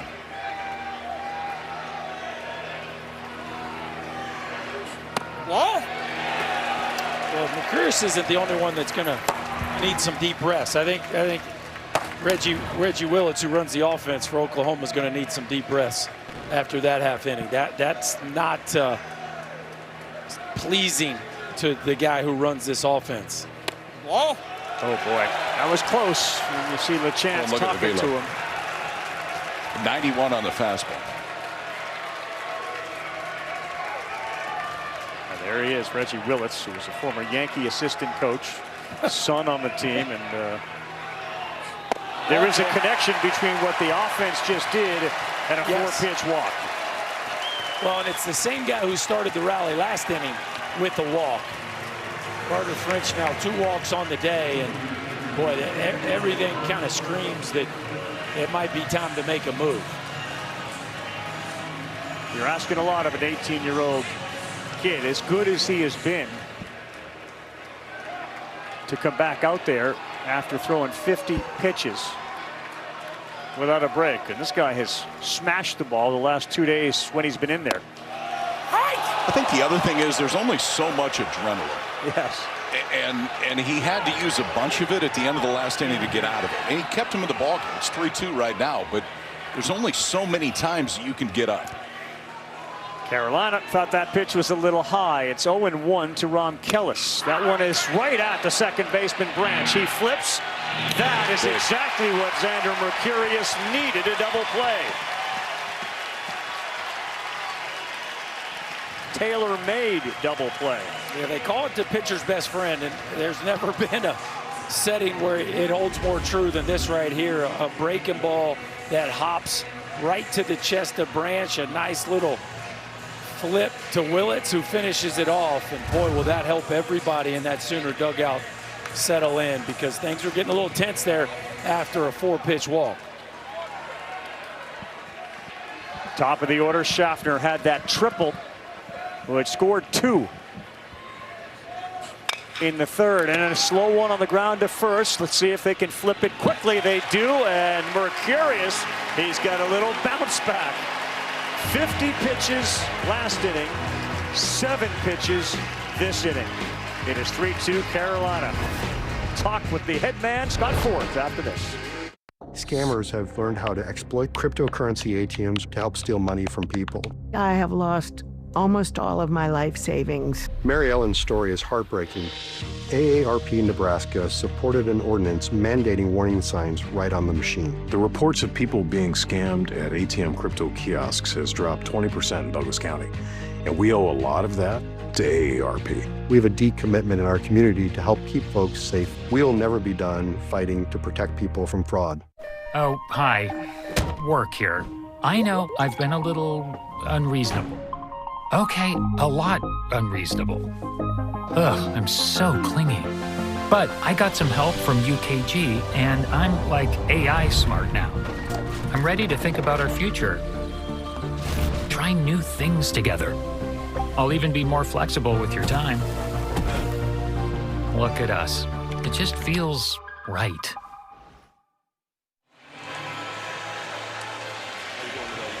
Welcome back to the Men's College World Series presented by Capital One. Joined now by Scott Forbes. After 6 straight strikeouts to start the game, how are you guys able to get to Mercurius? Man, golly, had that changeup going. It was like a wiffle ball. Credit to our guys. You know, one thing we're going to do is we're going to keep playing. We're going to play 27 outs. Some big swings of the bat, really big swing of the bat by Schaffner. I thought Hal should have been in that 3-1 count, but I'm not going to play the blame game. Umpires make mistakes too. And we just got to do a better job of capitalizing. But at the end of the day, we bounce back and we have a 1-run lead. What have you seen from Ryan Lynch so far? Man, he's competing his tail off. We can't let him steal third base like that. That's something we can't let happen. But I like what I'm seeing. He just keeps competing, and he's got Globe right behind him. With that said, how do you manage the Glauber situation? Put them in quick when we need them. That's basically what we're going to do. Sounds good. Thank you, Coach. Thank you. Yeah, Glow is the nickname on the team as Gamble looks at one in there for a strike from Lynch. We're talking about Caden Glauber, who is 11-0 individually with an ERA of 2.13. He's got 5 saves. He's got a win and a save here. And when he pitches, you saw that little feature earlier, that kid right there. They are unbeaten. They're 28-0 when he comes out of that dugout and bullpen and steps on the mound, whether starting or relieving. 28-0. Glauber slept with his spikes on last night because the minute he showed up, he was hot if they needed him, and he knew that. And that's the way it is right now for Carolina. Like, you're going to go down with him if you're going to go down. He's going to be in the middle of it, and the minute that there's any traffic, he will be back up. You think Forbes told him to sleep with his spikes? You don't need to. No. They have a system where they ask their relievers on a scale of 1 to 5, what do you feel today? And Glauber has given the same answer every time. 5. That's a good strikeout there for Lynch to start this 4th inning as Gamble is caught with a bat on his shoulder. How about his bounce back, man? I mean, in the first inning, first 2 guys reach, first 2 guys end up scoring. But since then, Ryan Lynch has not only kept North Carolina in it, but has kind of turned into a different guy, pumping mid-90s fastball. Caden Glauber likes it down at that bullpen because he doesn't have to get up and start throwing quite yet. Dots one at the knees to Brendan Brock. Oklahoma has been very successful in the middle innings of ball games, 4 through 6 in the tournament. They hit .373, which leads the field. They've scored 46 runs. And Lynch's ball's got a lot of arm side run there, right on the fists of Brock. Look at pace, too. Oh, yeah. Pace is immediate. It's get it and go. That started last inning, I think. Yeah. And he's still just living at 97, 98, boys. Whoa! Good take, ton of movement. For the kid that grew up in Morristown, New Jersey, Morristown High School. He played baseball and basketball, committed to Carolina as a sophomore. That's down 2-2. You know, and a lot of kids, when they commit as sophomores, they know where they're going, so they'll go off to different schools to really hone their skills. He wanted to stay right at home in Morristown, lead the baseball program, lead the basketball program. And he became a team leader. He would host parties and host dinners and really be a role model for the younger kids on those teams. You don't get those high school days back, right? You go off to a prep school to play baseball. You don't get to be a high school hooper, and good for him.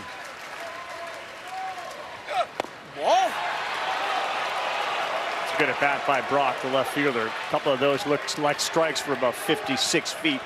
You're really seeing the east-west right now, Ryan Lynch. That sweeper and that sinker, ball going two different directions. He's firing again, and this one is off the end of the bat, softly served into center field. Brendan Brock has got a hit, one on with one down.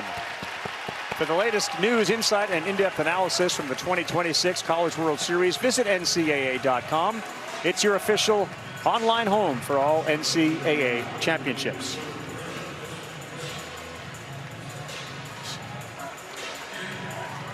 We will see a Game 3 at 7 Eastern Time on ESPN, if necessary, on Monday night. Hassan Harris has been an absolute star here in Omaha, and he got one there right down the middle that he was a little late on. Now, Harris, very similar to LaChance. They both love to swing at the first pitch. They both will extend the strike zone, but they've also both been incredibly hot here in the postseason and in Omaha. So a guy that will go outside the zone, but man, if you make a mistake, he is ready to capitalize. 2 doubles, a single, 2 RBI, and a take there. Yeah, to your point, Harris and LaChance, between them have 1 walk. Like, that's it. And you've already talked about LaChance having none. Harris has 1. And now 50 plate appearances.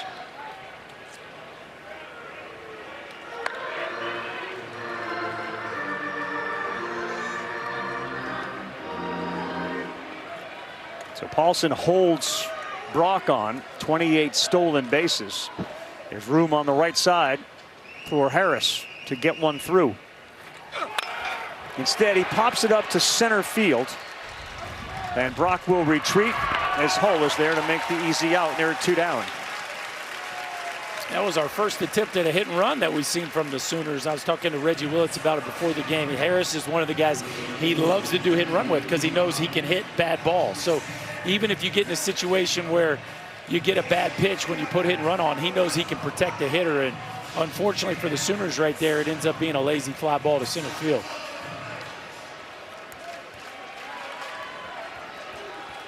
Here is Dayton Taki, who is 3 for 16. 3 hits have all been for extra bases, all doubles. Brock would love to get into scoring position.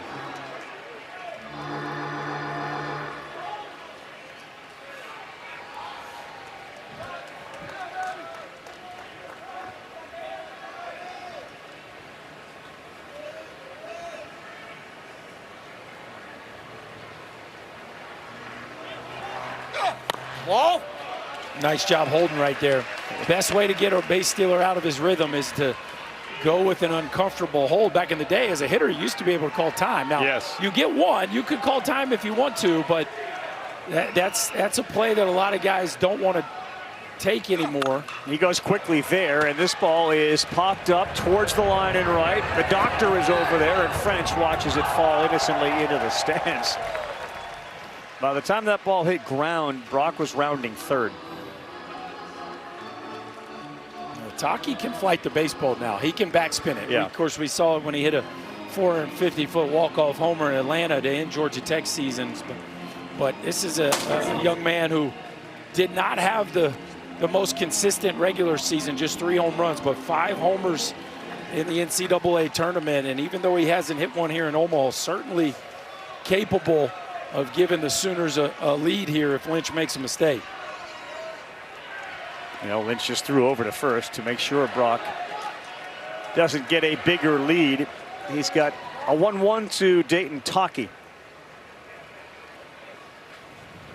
He goes and he fouls it off. A little more aggressive. Mm-hmm.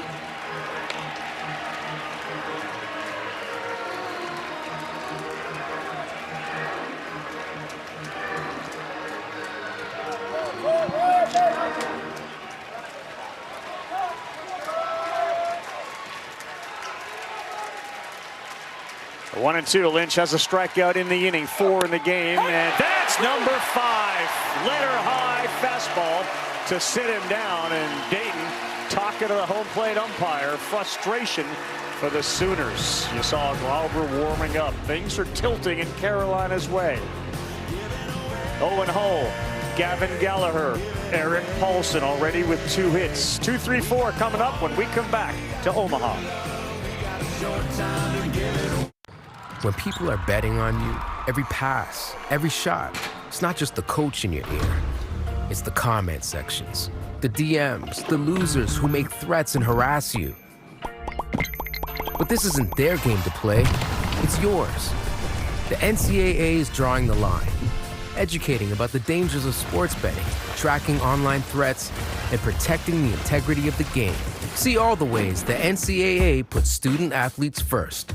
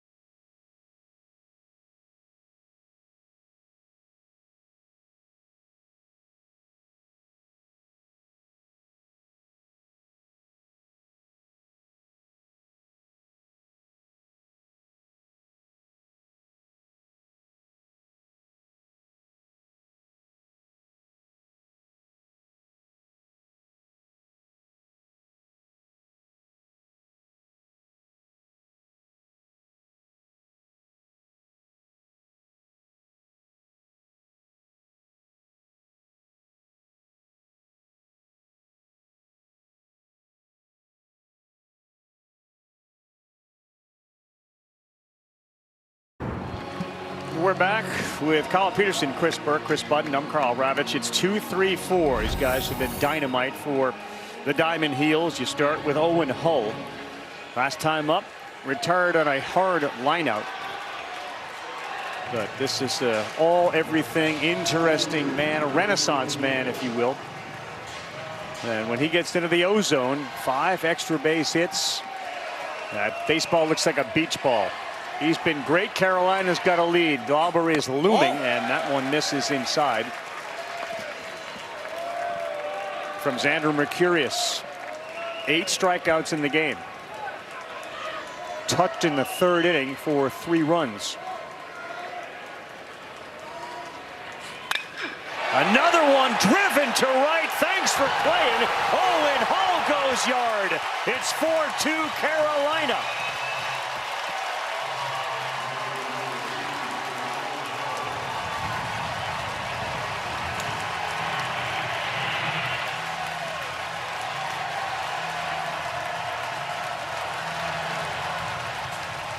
A renaissance man goes rescue man with this 9th bomb of the year that traveled 414 feet at 109 miles an hour. Yeah, the O-zone. Second hard hit ball. And that may be it for Xander Mercurius today as Skip Johnson takes a walk to the mound.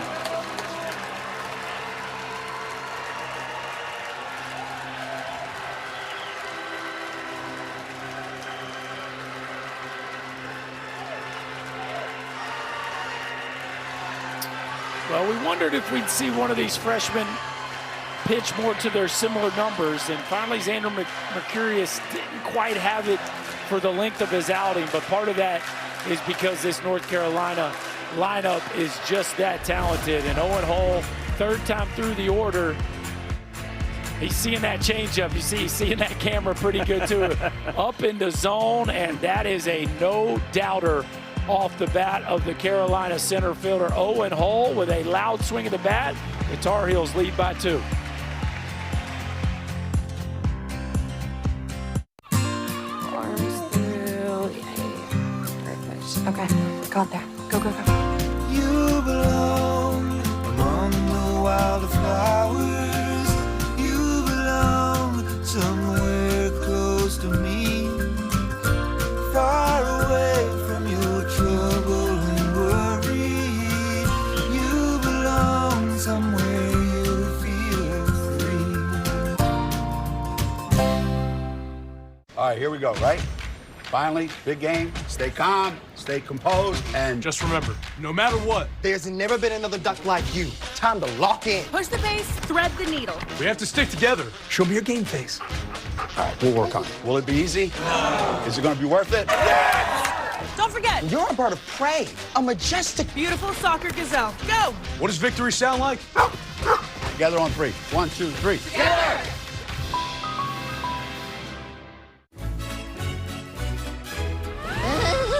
James? Okay. Okay. Hello, Wendy. Plutôt goûte à la bikini?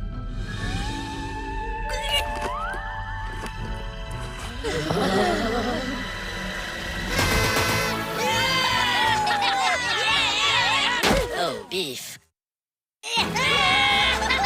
Wendy's Minions and Monsters meal. Minions and Monsters. Only in theaters July 1st. Rated PG. Xander Mercurius' day. The freshman is over 4+ innings, and there are the rest of the numbers. 8 Ks, and it was as amazing a start as you've ever seen. He struck out 6 in the first 2 innings and had 8 at the end of 3. But we got a new pitcher into the game right now. It's the junior Jason Bowden. After the 26th time, all have been out of the bullpen for Bowden. It's a mid-90s fastball, 2 different breaking balls, and a changeup. Has yet to pitch in this College World Series. Just saw an Owen Hull smash to right. He's got 2 of the 3 Carolina homers at the World Series, and now Gallagher looks at one down, pops out of the glove of a chance.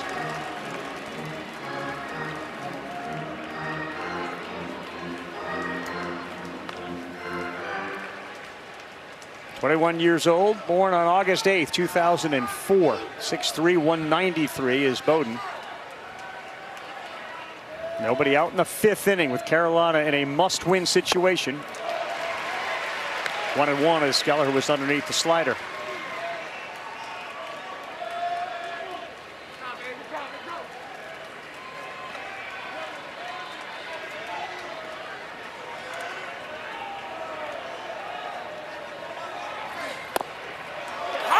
Gets the call.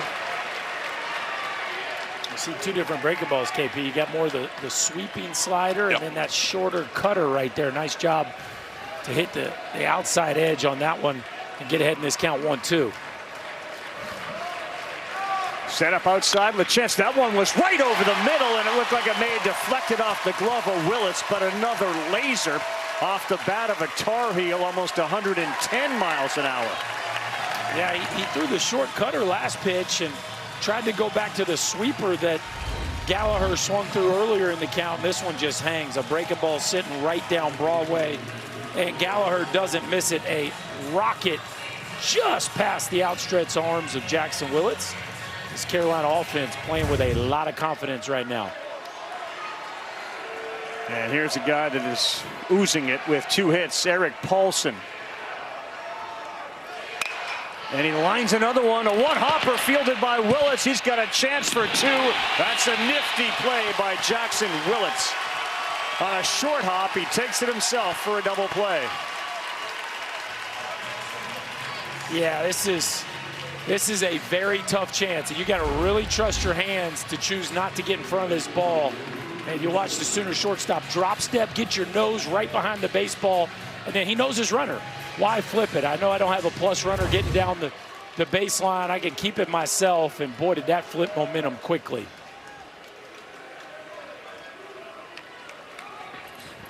Ball. You guys thinking about when they go to Glauber? We're into the bottom of the 5th after this. That was another run of insurance. It's a 2-run lead. I think it's entirely dependent upon Lynch. You can't think too far ahead, but I think you have to think ahead. If you can limit the amount of pitches that Caden Glauber throws today, then potentially you have him tomorrow as well. Yeah. So that's the Carolina game right now. Which makes sense. Yeah, there's a balance here between we have to win this one. Yep. And getting a little greedy to try to keep him in play for tomorrow. He's been that good, and we talk about him a lot. And for those watching the College World Series for the first time, he's another freshman, and you knew freshmen were going to have a big impact on this game and this College World Series. That he has been Mr. Lights Out for them and hasn't lost any time he's been on the mound. 2-2 to Nicholson, will not chase. And if you ask Scott Forbes, what he'd like to see is his offense put a 3-spot on the board and make it a much easier decision. Righties against Bowden, hit .429 against his cutter and .176 against the slider. He takes it, good take. That was outside the whole way, and a good plate appearance and at bat for Nicholson. We're waiting for Cooper Nicholson to bust out. He hasn't quite done it with swinging the bat, but he had a long at bat that ended in a hit by pitch, and now that one right there where he earns a walk. And again, the Carolina back half of the offense is giving them at least opportunities by getting on base. Yeah, Carter French has walked twice in the 8th spot, and Rom Kellis single. A little different story today. That one gets by LaChance, and down to second base quickly goes Cooper Nicholson. And LaChance picks it up. Back up against the backstop. He's had a few of those. You know, hasn't been the cleanest. Call that a wild pitch on Bowden. Yeah, KP, wild pitch or pass ball? That's a wild pitch. It was too far away. Just tugged a changeup and pulled a lot of the way to the glove side.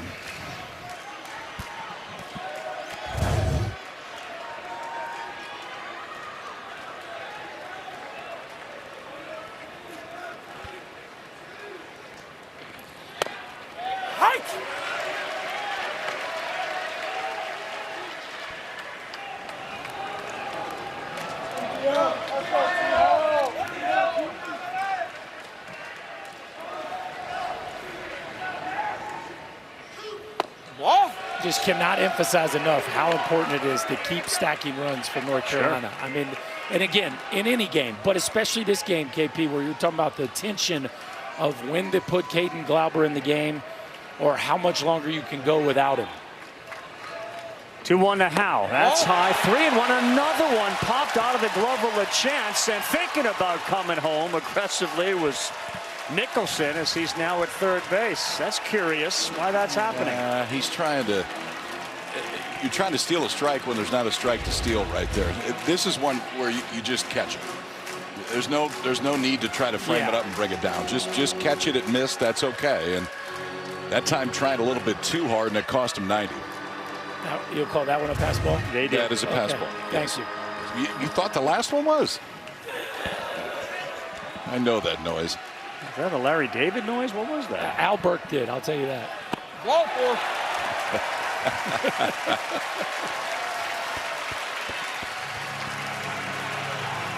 Well, to Berkey's point about stacking runs, they have a 2-run lead.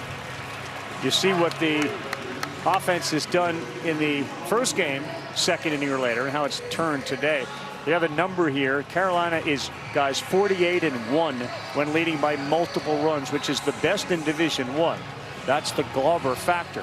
The only loss came in the Supers against USC when they led 5-1 and ended up losing 9-5. Not a small sample size. 48-1. All year long, the strength of this Carolina team has been their bullpen. One of their strengths, but one of their most glaring strengths when you talk about relative to the rest of college baseball. Heineck fouls it back. And that 48-1 would certainly speak to that. Sure would.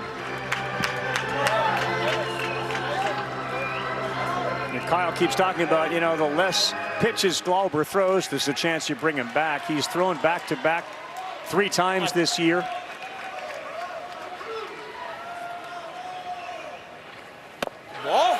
Bowden struggling to find the strike zone against Heineck, who was up with the bases loaded in the 3rd inning and struck out to give Mercurius another round on the mound. 2-1, 2 strikeouts for Heineck.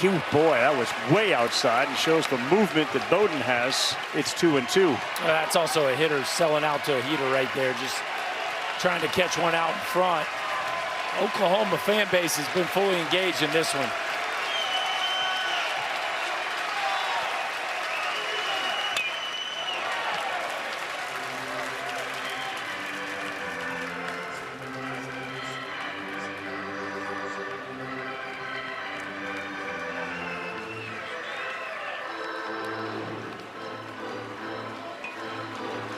Jason Bowden on in relief for Xander Mercurius. North Carolina trailed this one 2-zip. 3 in the 3rd, 1 here.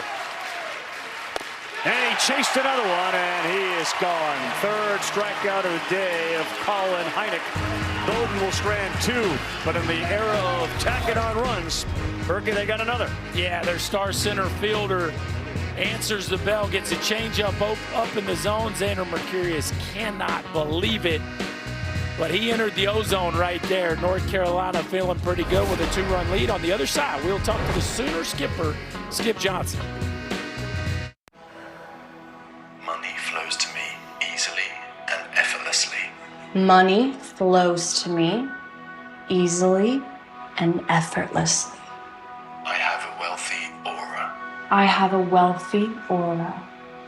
Money flows to me easily and effortlessly. With Ally, you get your paycheck up to 2 days early. Because life today doesn't wait for someday. Or payday. Ally, do it right. Dana's kettlebell workout has taken a strange turn. Rex can't help, but he can talk. Weird, huh? This is wonderful news. It means she's sleeping deeply enough to dream thanks to her Inspire implant, and Bill's sleeping better too. If CPAP doesn't work for you, check out Inspire Therapy, a proven sleep apnea treatment. No mask, no hose, just sleep. Learn more and view safety info at inspiresleep.com. Welcome back to the Men's College World Series presented by Capital One. Joined now with OU head coach Skip Johnson. Coach, with what's at stake today, how have you seen your team handle the expectations and pressure for today? Well, I think it's been good. I mean, Xander was really good. He started punching guys out, started trying to make them swing and miss, and you can't do that. You're violating everything that you're going to pitching. Throw the ball to the target. They get a hit. They get a hit. Your hitters just had a conversation. They'll get back out there at the plate. What adjustments do you want to see on that side of the ball? Just change the tempo of him. He's gotten in a rhythm now, and we got to change the tempo, get some guys on, and see what happens. Thank you, Skip. Thank you. Ravi. Thank you, KB. There is the meeting with Mr. Willis right in the middle of it. Is the offensive coach, coordinator of this baseball team, and for Skip Johnson in his 9th year at Oklahoma. He's looking at a team that he knows has the ability to put some crooked numbers on the board. And changing the pace means stop swinging at the first pitch. There you go. But I think part of Reggie Willard's frustration in that inning was he's had a team that has displayed so much feel for the game and baseball IQ throughout this run that they've been on. And so for them to go up there and make 3 first pitch outs in an inning, especially after their own guy had been on the ropes, I think was surprising. And clearly he didn't manufacture that with signs, but it looks like now he is. Yes. Fake bunts here to start this inning. Yeah. Does it ever enter his mind to think, you know, if we, well, now there's going to be a conversation. It looked like Gaines came out and said, go talk to him. That's Forbes out there. Huh.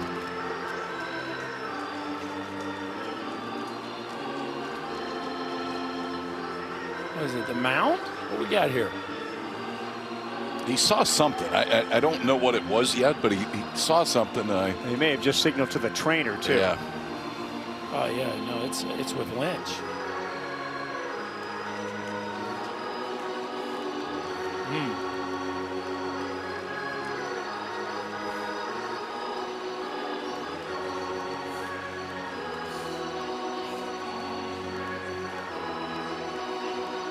He's pointing to his side a couple times. Lower left side? Yeah.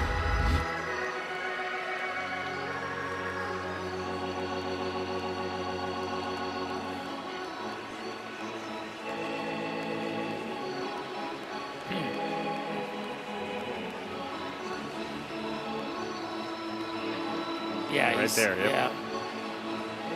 And right where that number is, and he's coming out of the game. Yeah, there's nothing on the pitch that would indicate it, but you could see when Scott Force came out, he was immediately saying that something wasn't feeling right. Well, makes the decision easy. Now we don't have to think about it very much, do we?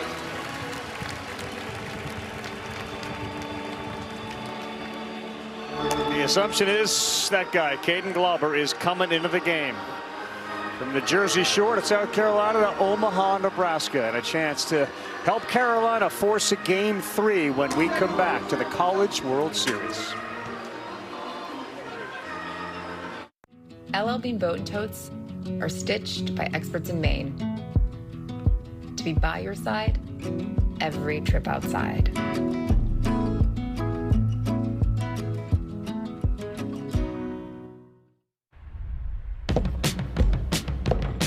Greatness doesn't happen overnight. It happens every morning. An excellent source of protein and fuel to start whatever's next. Quaker, official sponsor of FIFA World Cup 26. There's a lot of science that goes into making sure this helmet protects me. The same is true of the Colgate Total Active Prevention System. It's 15 times more effective at fighting the root cause of oral health problems. Try the Colgate Total Active Prevention System. Prevent problems before they start. Go ahead, crank the volume. We got you. USPS has increased daily package processing capacity by 46% in the past 5 years. And with USPS Ground Advantage, your packages stay in our secure network, dock to door, nationwide. For full visibility, near real-time tracking, affordable pricing, for peace of mind. USPS Ground Advantage.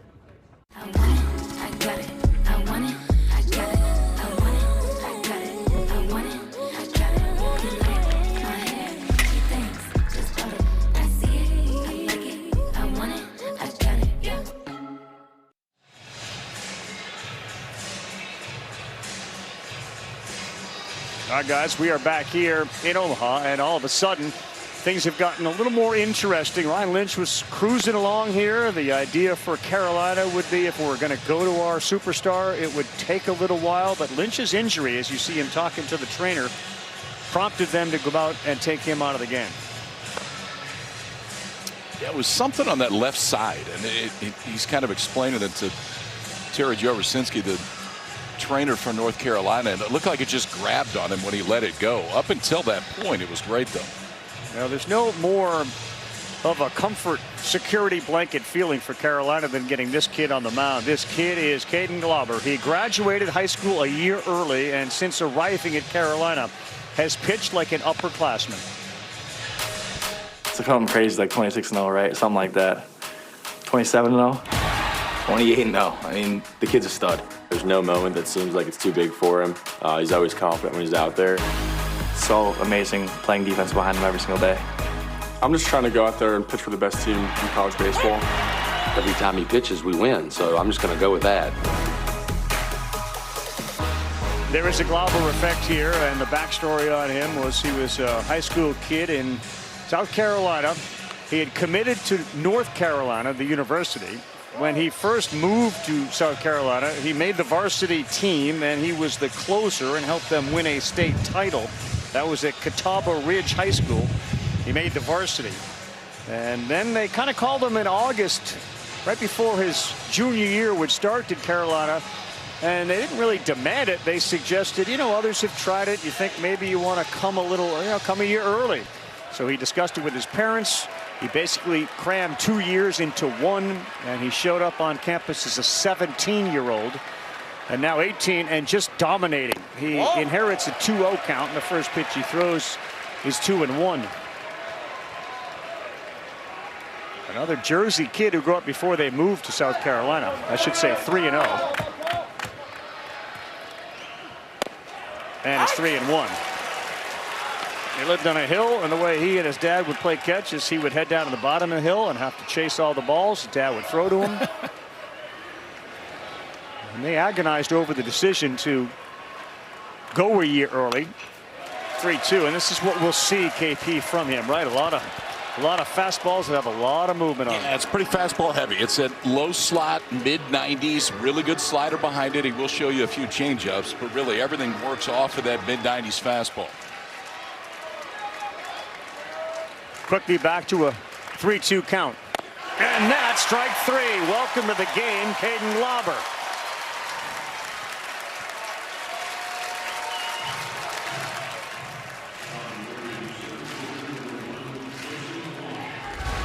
I don't think I've ever seen somebody change grip this late when he's going. I mean, he is spinning the ball in his hand as he starts to go.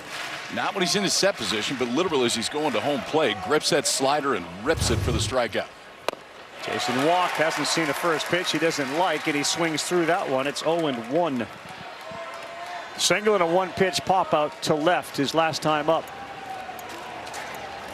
The challenge for the Sooners is right in front of them. Whoa. Whoop. Whoop is right. You heard the Colin Heineck expression when the ball popped out of the mitt.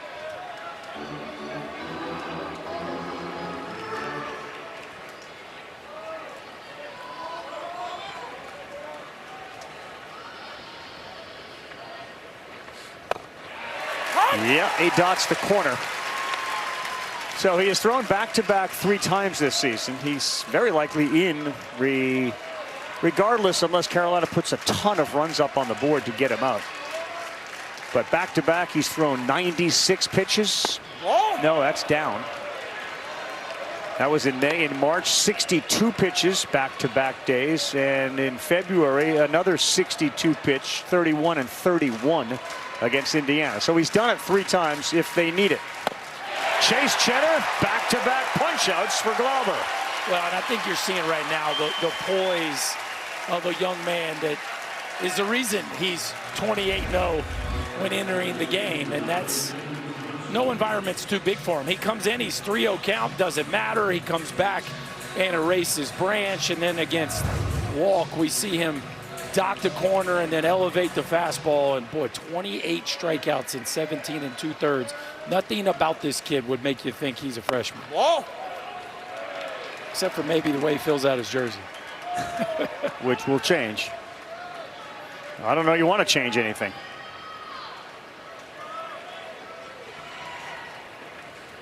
Whoa.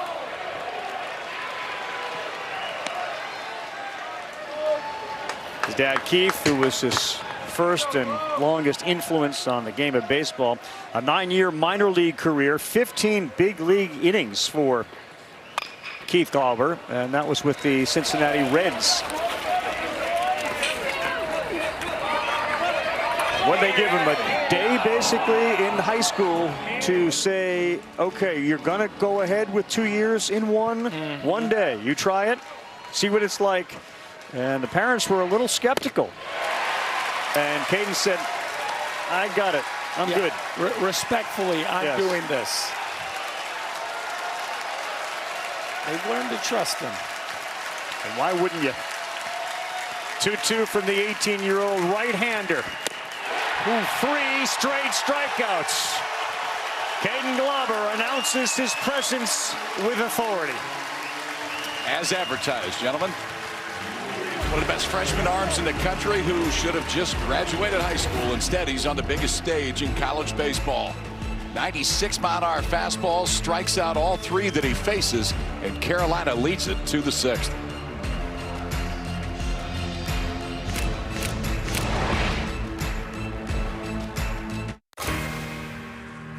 I'm not giving up. Richard, I am selling the building. The restaurant is flooded. Everything's either going to be okay Or not. Play your game, baby. FX's The Bear. The final season premieres June 25th on FX and Hulu.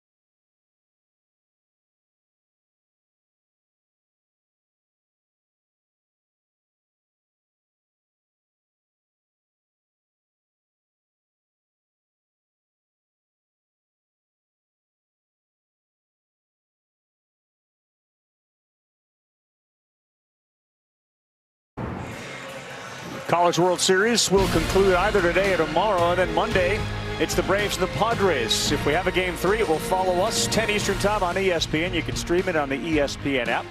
Dave Fleming, Eduardo Perez, Jessica Mendoza will be there.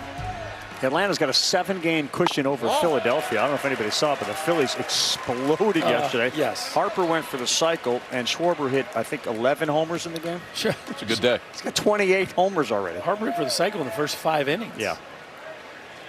Back here, Glauber in. He strikes out the side once he got in, and it is 4-2 Carolina. We're in the 6th inning. If North Carolina wins this, we'll have a Game 3 tomorrow at 7 Eastern Time. Carter Frunch, the right fielder, made one of the better catches we've seen in a few years here in Omaha up against the right field fence yesterday. And Jason Bowden, who came on for Xander Mercurius, misses to fall behind 3-0. How do you manage the game on the other side? You got a kid that's never lost, 28-0. He's 11-0. You're down by 2. Are you starting to think about saving bullets for tomorrow when it comes to the mound? Yes. Walpole. Yeah, I think you absolutely are. So you're saying I think the dilemma if you're Oklahoma is you can't let this game get so far away from you that they feel comfortable enough to take Glauber out of it. So I do think plus your offense has been so hot, KP, you want to give them a puncher's chance here down the stretch. I agree. No, I don't disagree with you. And you don't go into the punt formation, but you also, you're managing the scoreboard right now too. For sure. 0-1 to Kellis.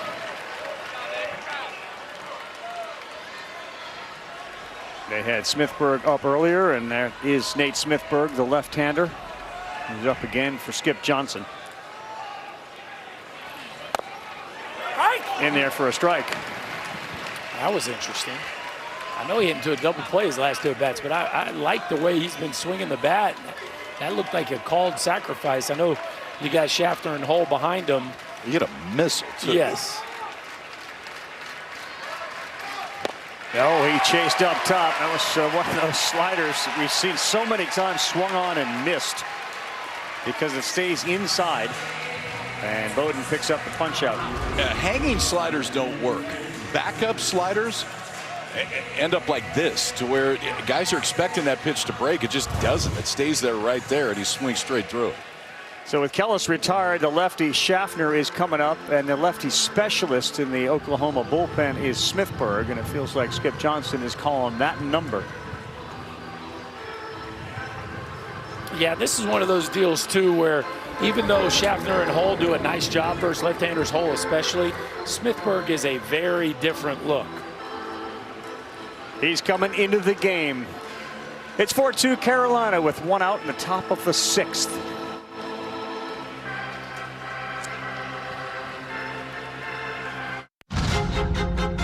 The future is happening now on ABC and ESPN. One of the most talented classes in history gives every team a chance at a star. Collegiate dominance, mixed with unreal upside. This draft has everything. This is one of the best and deepest drafts we've seen in recent years. Who will change the league forever? With the first pick at the NBA Draft, a 2-day event on ESPN and ABC. How you feeling it? It's CMA Fest. With sizzling performances by Lainey Wilson, Luke Bryan, Jelly Roll. Are y'all with us tonight? And rockin' collaborations. Russell Dickerson featuring Fetty Wap, Gretchen Wilson featuring Ella Langley, and more. Plus, the can't-miss reunion of Florida Georgia Line, the music event of summer. Let's go CMA Fest. Presented by SoFi. Thursday on ABC. Next day on Hulu. Where else would you want to be on this day with the man who raised you? Dads, granddads, stepdads, godfathers, adopted fathers, and coaches who become second fathers in the Omaha summertime with the national title on the line. Welcome to Earth's greatest Father's Day celebration. It is that for sure, and for all those that are on a crew and not able to be with their kids or spend time with a father here, we extend from all of us at the ESPN family to our dads a happy Father's Day. And images from across this stadium, about 25,000 or so. You see dads, daughters, dads and sons enjoying this College World Series. We get a pitching change here, and as Smithburg continues to warm up, set it down to Chris. Also a special Father's Day for Scott Forbes. His dad, Harvey, is in the crowd today. He was recently diagnosed with pulmonary fibrosis, of which there is no cure for. So Scott Forbes just appreciated that he's able to spend some extra time with his dad and that he was able to be physically well enough to be able to come here and spend this Father's Day in Omaha. He was the one that pushed him into coaching. When Mike Fox gave him a call and said, hey, I want you to be a volunteer assistant, Harvey said, go get him. Like, you don't need to follow the family business. Go do this. You'll be great. Go do what you love. And pretty special they get to do this here in Omaha together. Oh, my goodness. For sure it is. So lefty sitting about $165 against Smithburg on the mound. And you can kind of see why. Yeah. Well, and Carolina goes left at the top. And so you bring Smithburg in right here. You can see that low slot, good breaking ball as well. But it's short stints this year, but it's intended for lefties. This one is going to go into the seats. Yeah, it's a tough look for left-handers, but two left-handers here in Schaffner and Hull that do a really good job of letting the ball travel. Feels like you're going to have to get them out with the breaking ball or be able to run it in under their hands. Lefties do not have a hit against him in the tournament, but these are two of the better lefties. That's way outside. To finish the story that Chris was telling, he was actually cutting his lawn when he got the call from Mike Fox. Coach Fox, they've been together for a long time, and then Fox retired. But he likes the blueprint. He knew how to run a program, and there's a big Mike Fox influence on Scott Forbes. He said even in our down years, we felt like we had a chance. He's also got a Nick Saban quote on almost every document he sends, which is, you remain successful as long as the commitment to the process of remaining successful stays in place. It's working today. I almost hit him. Boy, late break. It's 2-2. And again, you don't see anything on that front side from Schaffner flying open. Just has such a short swing. He never looks like he's in a hurry, even when he's facing a tough left-hander. He went fastball at 91. It's 3 balls and 2 strikes.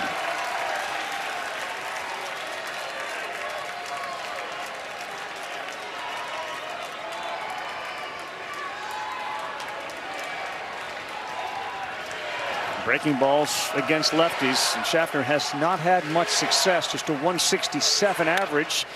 Fastball there, and he's able to foul it off. Fastballs against lefties, and again, this is a small sample size, but he's had pretty good success. Yeah, you feel like you're going to have to get him out on that breaking ball or the fastball in again, because he just does such a nice job on the outer third. French leads off first. Next one is spoiled at the plate.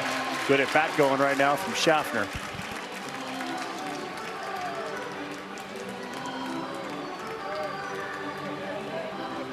And to your point, this is sort of the evidence of we're not cashing in here. We're going to bring this guy in. We're going to see what we do with the top of the order and take another whack at Galver. Chops one into left field. Brock is over there. Watch out! Oh, boy, a big collision again in the outfield. It is caught by Walk and held onto. But that was a hard collision between Brock and Walk in the outfield, and remarkably, Jason Walk held on to it. Well, we see this all the time out here. These guys just have a hard time hearing each other, and typically you want the corner outfielder to take his eyes off the ball and check the center fielder, but Brock takes a direct route to this ball, and looks like Walk is calling it. I just don't think Brock hears him. You don't see Brock call. Oh, yeah, he is. He's calling it. They're both calling it. Jason Walk giving up about 30 pounds on that collision, but fortunately for the Sooners, he holds on to the baseball. That's a tough catch in traffic. Yes, it is. It feels like we've seen more of that this year. Just the contact on fly balls that, I don't know if it's the environment or the sound or what it is. I mean, we saw North Carolina last night, and 3 guys essentially that ran together, but it's happened probably a good half dozen times since we've been here. Yeah, that's a fortunate second out as Owen Hull steps to the plate. Terrific left-handed hitter against lefties, a .415 average, and an OPS over 1100. But he's behind 0-2.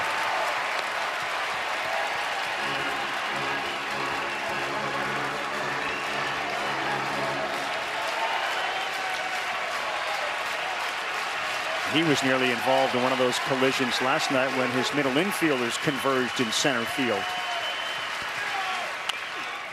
And that is a slow roller, and it's a good thing it rolls foul for Oklahoma. That's an easy hit for Hull if it stays fair.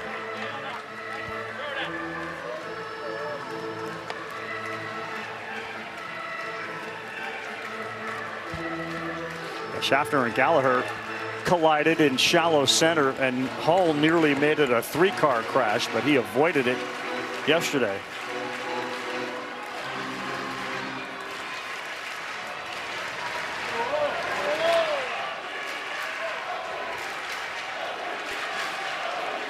Hull hit a hard liner in the third that was caught. He hit a homer that was also caught by a fan in right. Perfect pitch, paint on the corner. And you got the sense that if Hull had ABS, he might have tapped his hat, but no. And that is awfully impressive there from the lefty specialist, Smithburg. Say, he did his job. Came in and faced 2 of the better lefties this entire tournament. He gets them both out to last. Sidearm fastball on the outside part. We got a good one today. We do, and a dangerous play in center, survived by Walk.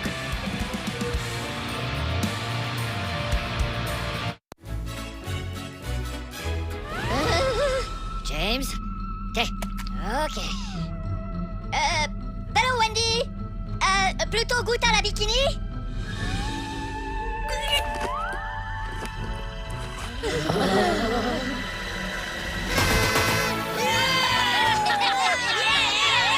Oh, beef. Wendy's Minions and Monsters meal. Minions and Monsters. Only in theaters July 1st. Rated PG. T-Mobile has the best network. That's why there's no better place to get iPhone 17 Pro on them. Hold on. We should have music. You gotta feel it. I sure dance. This is big. At T-Mobile, get the incredible iPhone 17 Pro on us. If you have moderate to severe eczema, Dupixent can help you feel the heal. Some adults saw fast itch relief after first dose and long-lasting clearer skin at 1 year. Severe allergic reactions, including skin reactions, can occur. Get help right away for face, mouth, tongue, or throat swelling, wheezing, or trouble breathing. Tell your doctor right away of new or worsening eye problems like eye pain or vision changes, skin symptoms, joint aches and pain, or a parasitic infection. Don't change or stop other treatments without talking to your doctor. Ask your doctor about Dupixent.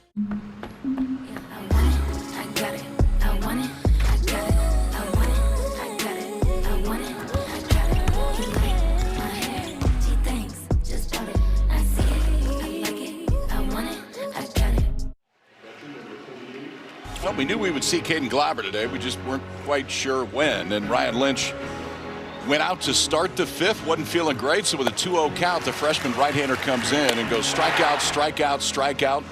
Elevated fastballs at 96. And now this is his game if you're Carolina, just to see how far he can go. First pitch swinging, Dayton LaChance. Pretty good matchup here, power on power. And the game has always ended well for Carolina when he has pitched. Joke that maybe you just keep changing the number on your uniform for as many wins as you get. You go from 27, 28, would you put 29 up? On the ground into the shift, that's the second baseman Gallagher. He's up with it and throws LaChance out. Weak contact from a guy that's got a lot of power in the bat, LaChance.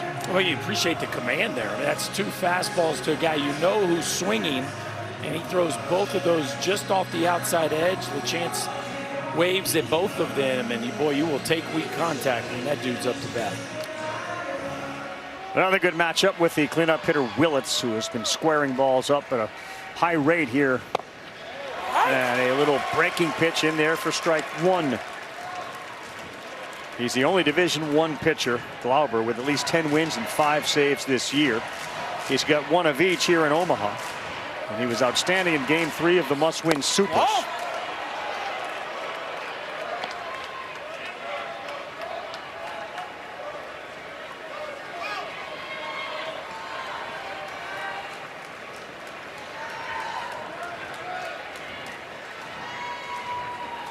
Oh. 2-1. Brendan Brock is the only guy that has a hit for Oklahoma since the first inning. It was a single in the 4th. Other than that, no hits in the 2nd, 3rd, 5th. That's a perfect pitch, 2-2. Boy, it's just so impressive how he can shape that breaking ball and start it off the plate to lefties and wrap it around the edge, or he can start it right down the middle and get it to their back foot. It's very mature command for a young pitcher. Called strike 3. Give him 4. Glauber just into the game. He has faced 5. He's punched out 4. Watch the reaction of Willits on this one. So this is a backdoor breaking ball. He gives up on it, comes, steals a strike on the outside part of the plate. Now we're going to rip 95, the two-seamer that just tails away and catches the upper part of the zone. Berkey, you said it, the ability to control that breaking ball on the outside part of the plate just creates so many more options after it with the other two. Gamble, line shot past the third baseman Nicholson. He rounds and puts the brakes on there, but the first hit that Glauber gives up is a shot past Nicholson, who was a little bit off the line. Yeah, and playing in, and you're not going to catch that ball with a left-handed hitter up typically from a position standpoint, but interesting against Gamble that they had Nicholson playing in there. Not surprised at Oklahoma going up there aggressive against Glauber. He's just so difficult with 2 strikes. I think you need to go up there hunting something early and try to be aggressive. Here's Brock, swing away from tying this game up with 2 down. And they are aggressive on a 95-mile-an-hour fastball from Caden Glauber.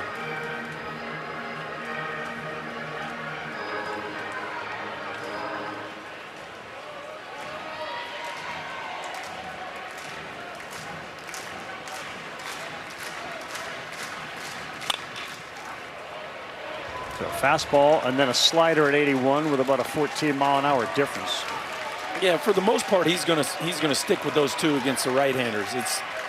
But he can shape them so well, both pitches, to different quadrants of the strike zone. As we take a look at the Glauber family, Dad Keith to their feet. Mother Mary, let's get up here. We got a chance for another punch out. He will not deliver on that one. Those are your new pals, right? Yeah, I hung out with them the other day. Neat family. You can tell why their kid is so well adjusted and poised. Parents are so humble about all the success he has had.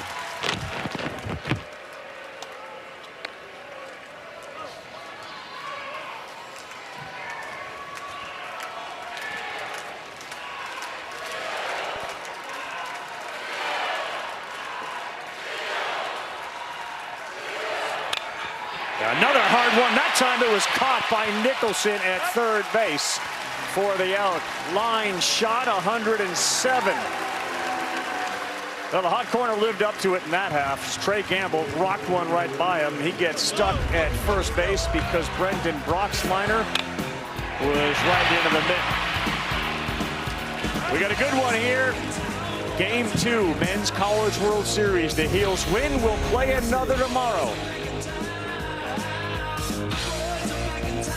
I'll give you my bike if you can prove you know your finances. Sure. How many subscriptions are you paying for right now? I don't know, like 4. Let's download Rocket Money and we'll see if you're right. Okay, it actually looks like you're paying for 15, which is costing you $290 a month. What? No way. Where are you getting this information? Rocket Money has all your expenses in one place, and it even helps you create a budget based on your past spending. Don't worry about those subscriptions. You can cancel the ones you don't want right from the app, and it'll even try to get you a refund on some of them. That's actually pretty helpful. Download Rocket Money today. Ego, the #1 rated branded cordless outdoor power, pushes the boundaries of innovation to power the unexpected, all on one battery platform. Experience the industry's most powerful cordless pressure washer with advanced digital controls. A string trimmer so smart, it loads the line with the push of a button. And our most powerful blower that exceeds the power of gas. Ego takes innovation to the next level. One battery powers all tools. Find an Ego retailer near you. Disney and Pixar's Toy Story 5, rated PG. The future is happening now on ABC and ESPN. One of the most talented classes in history gives every team a chance at a star. At the NBA Draft, a 2-day event on ESPN and ABC. This telecast is copyrighted by the NCAA for the private use of our audience. Any other use of this telecast or any picture, descriptions, or accounts of the game without the NCAA consent is prohibited. All right, the NBA Draft is coming up this week. Don't miss round 1 Tuesday at 8 p.m. Eastern time on ABC and ESPN. You get them both. And then round 2 Wednesday at 8. That's 8 Eastern on ESPN. You can stream it all on the ESPN app. AJ DeBonsa looks like he goes #1. Berkey's guy, Nate Ament, looks like a top 10 pick out of Tennessee. Trending that way. Trending that way. You're an NBA draft analyst now, too. Sure. You're an NFL draft analyst a couple months ago. Now we're going NBA. Gallagher, first one on the ground. Backing up over there is Johnson. Strong throw, short. And Taki scoops it. And a one pitch out there of Gavin Gallagher. Smithburg continues to pitch well on in relief. Love a good backhanded pick by a first baseman right there. Taki making that one look simple. We've seen some nice plays by the Oklahoma. Watch him get his nose down, backhand that pick. And we've seen him do a few different things, manipulating the base, but that's kind of the classic get low to the ground and work low to high to make an errant throw finish well. Be careful of a first pitch jump here. Paulson does swing at the first. Against lefties, he likes to do that, and he's had great success with a .556 batting average on first pitches.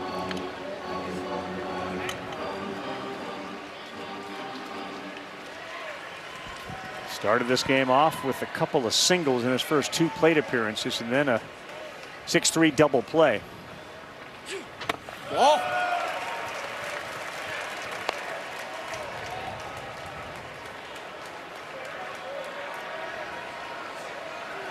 Very personable kid is Paulson. He'll sit and chat with you about anything. A lot of pride in Long Island, where he's from. Golfs one to left. Brock is still coming, diving. Did he catch it? No. And he may be injured as he picks that ball up. He is shaken up. That ball dove on him, and Paulson is into second.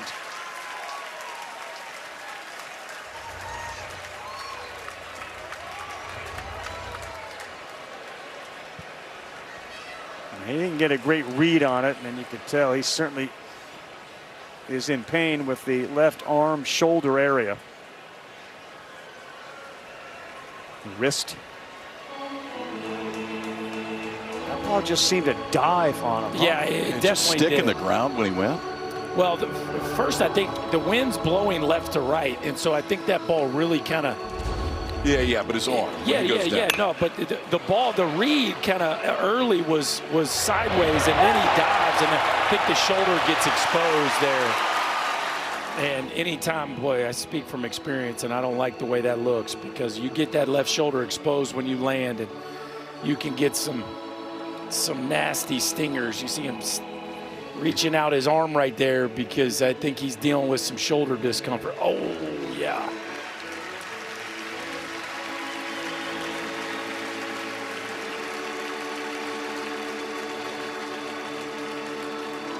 But I'm with you, Rev. I think he was working horizontally there, and then that ball just died on him, and he had to go in hard. That shoulder is not feeling great right now.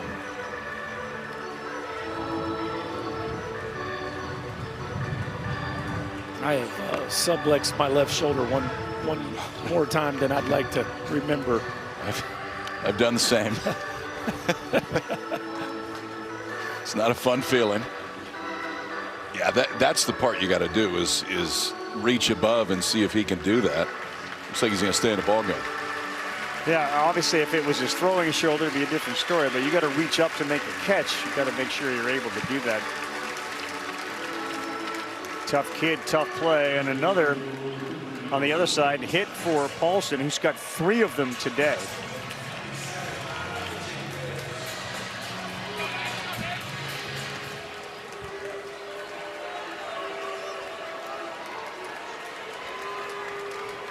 So 1 out, and the man on second for Nicholson, who's been hit by a pitch and walked. That's a little bit down, 1-0. Well, the right-handers have a responsibility here against Smithburg. This is, over the course of the season, right-handers have had a lot more success. And Paulson gets kind of a bloop double to get it going here. Let's see if Nicholson can cash it in. Ball. 2 balls and no strikes. He hasn't had a ton of success as Nicholson against lefties, just a sub-200 batting average. Paulson over 300, and he delivered again. That is some security out there if they can get him in on second base. Ball.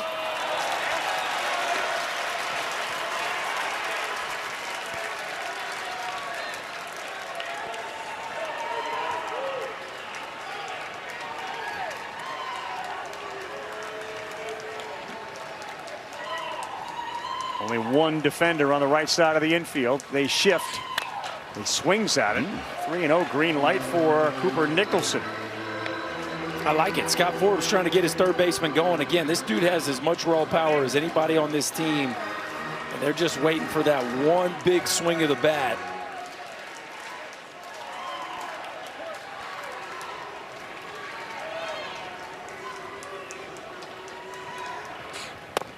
Yep, 3-2.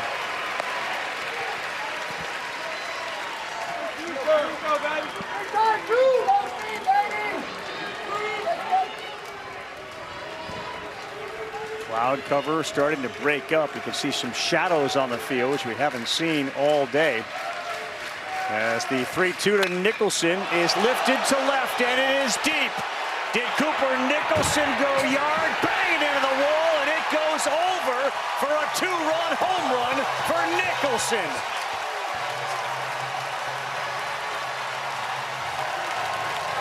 And the worst possible situation for Brock, who ran back. He's got a banged up left shoulder. He hits the wall hard and never could extend the arm. 6-2 North Carolina.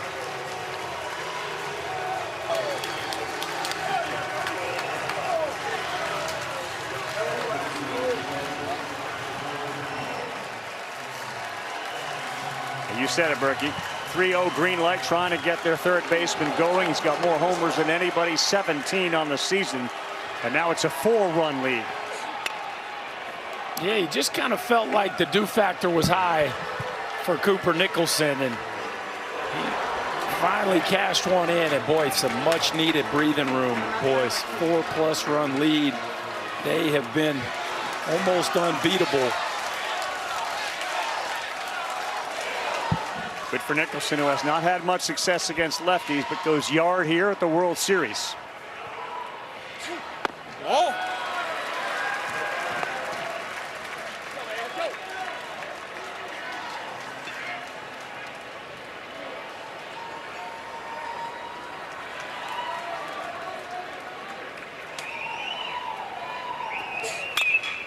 Howe out of play. Now, with Glauber on the mound, it looks more and more of a likely game 3. It does, and you can see double barrel action down that Oklahoma bullpen right now. But I don't think you can consider going to anyone else at this point if you're North Carolina. Right. Not right now. I know you would like to, but 2 more maybe. Not yet. 2 more runs. I don't think I could do it. I really don't. The concept is if great. it's a 10-run game, maybe. It would just be unsettling to know that he doesn't control a piece of it anymore. Swing and a miss from Howe for the second out. Well, Cooper Nicholson paying it off here on a 3-2 breaking ball. He goes down. Look how much he increases his spine angle to stay. Watch the chest right here. Look at his chest get all the way over his lower half. And I'm glad he knew he got it. That one didn't get out by much as the wind's blowing across the field. Right there at the end, it got real interesting. But at the end of the day, it doesn't have to go over by more than a foot, and he's out of it looks like Smithburg's going to be out of the game, but Cooper Nicholson out of that power slump that he's been in. The ball will find you. Brendan Brock just popped his shoulder or had some pain there, and then he whacks himself into the wall after the long ball. Pitching change here. Mason Bixby coming in.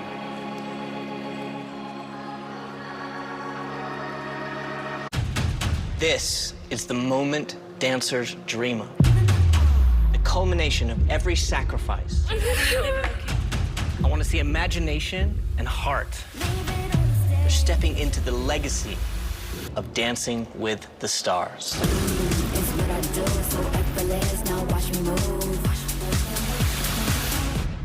Are you ready?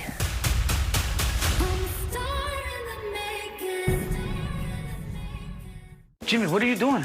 I'm packing. Kimmel's leaving for summer. Eureka! And the Stars are taking over with new guest hosts Coleman Domingo, Ike Barinholtz, and Rosie O'Donnell. Plus hosts... Give me more! Back for more. Anthony Anderson, Tiffany Haddish, and Jelly Roll. Last summer, you were kind enough to host this show. This is the invoice for the desk. Oh, no! Jimmy Kimmel Live with summer guest hosts. Weeknights on ABC.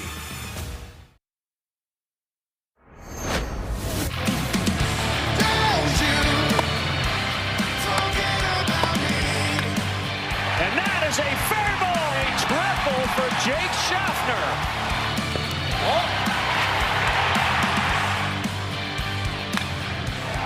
Driven to right, thanks for playing. Owen Hall goes yard. Carolina bats have shown up here in a must-win game, too. They had 2 homers in their first 4 College World Series games. They got 2 today. And a little different story, similar to yesterday, when Carolina scored 3 and then stopped scoring, and they lost 9-3 in game 1. Oklahoma gets 2 in the first, and they have been silenced since then. And the ultimate silencer is pitching for Carolina in Caden Glauber. Meantime, on the other side, Mason Bixby will make his 18th appearance. Big, tall, 6'7", 239-pounder. It's an elevated ERA, but it's really good stuff. It's mid-90s fastball, primarily fastball cutter. There will be some sliders in there, too. Swing and miss, not the issue. 25 and 17 of the third. It's the walks that has been the issue, but he can run it up there.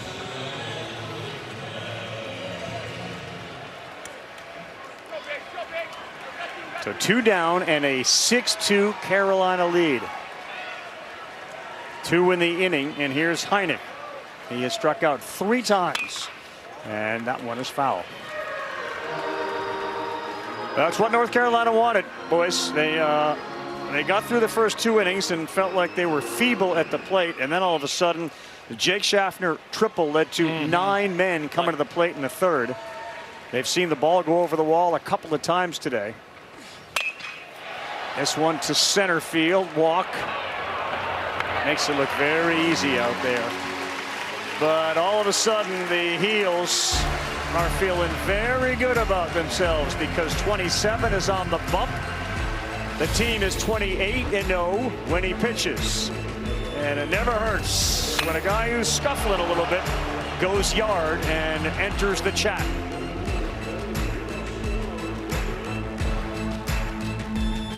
Normal people are asleep. Good. You saw something once. You've been chasing it ever since. Shaping, stitching, tearing it apart, and starting it all over. Almost. This is what building something from nothing looks like. That's it. Most people will never understand, but we do. Yeah, we're built different.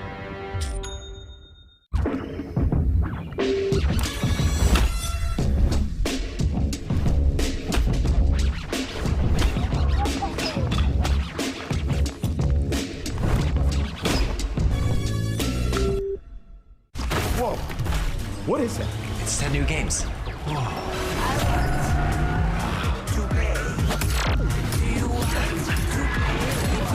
Grab a summer season pass and lose yourself in 10 new games. Only at Dave & Buster's.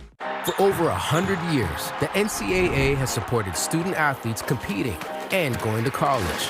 And now, the NCAA and its schools provide healthcare coverage, mental health services, scholarship guarantees, and more. And scholarships have grown.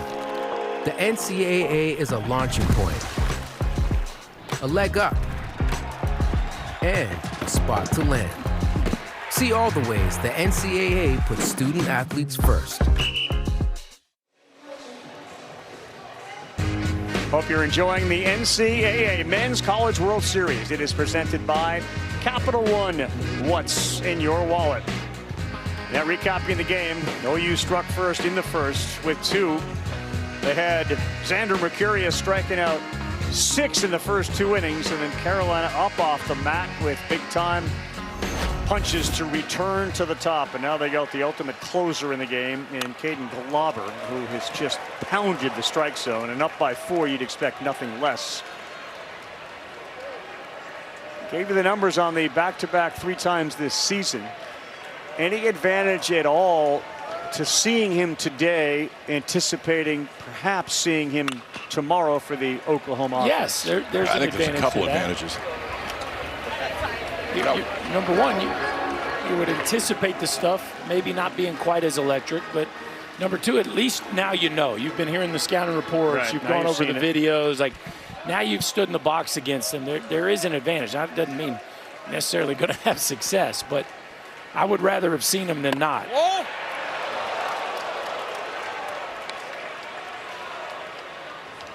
Is there a number with regards to pitches that you would feel comfortable with in him returning tomorrow, or you just want to win the game? We'll worry about that tomorrow. This one got a jam shot coming in is French, and he's there to make the play. Yes, to the last part.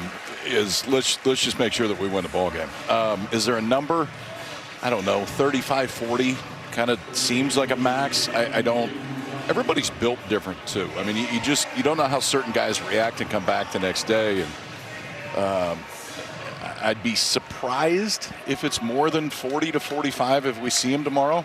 And if you do, it'd be in a very short stint. Well, that's the helper right there, man. That is the helper right there. And the game within the game right now is, guys, it doesn't matter if we don't score. What we can't do is make a bunch of quick early outs. You're trying to accomplish a few things right now. One is score runs. The second is drive the pitch count up. 96 against NC State, back-to-back. So it's a pretty big 40's number. about the max. At least what the max has been at this point. On the first day. The second day was not a small number. Yeah, that's a big number, and very encouraging if you're on the North Carolina side of things.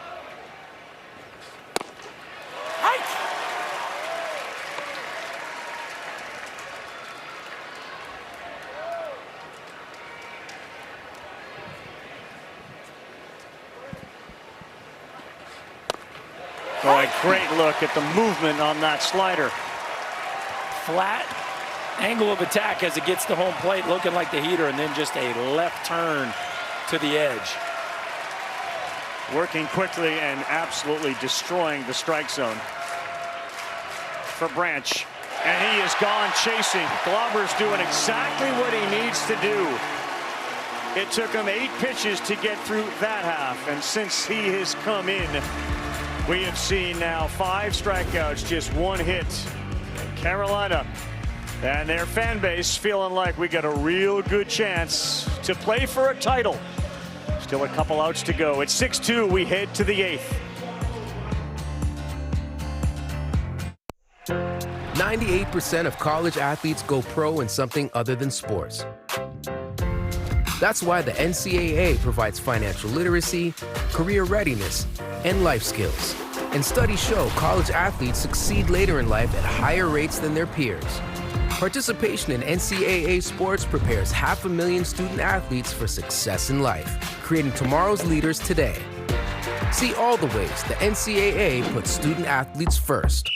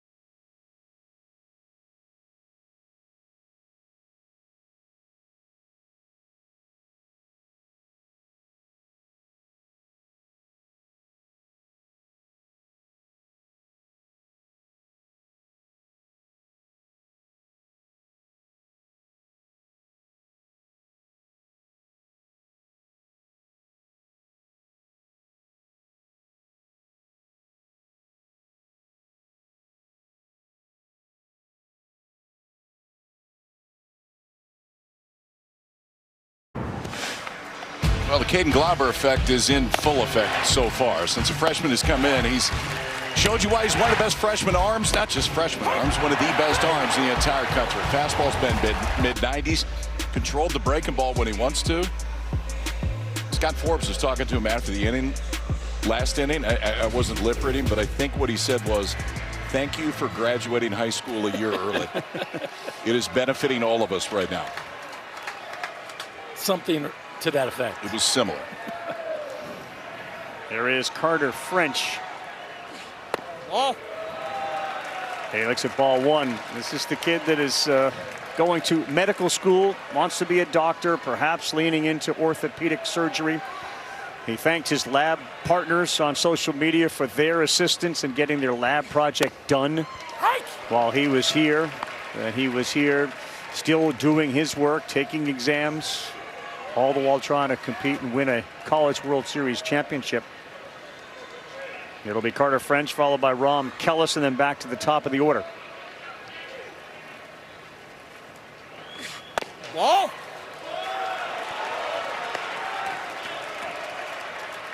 Two and one to the 4th pitcher used today for Oklahoma. Mercurius, Bowden, Smithburg, and now Mason Bixby.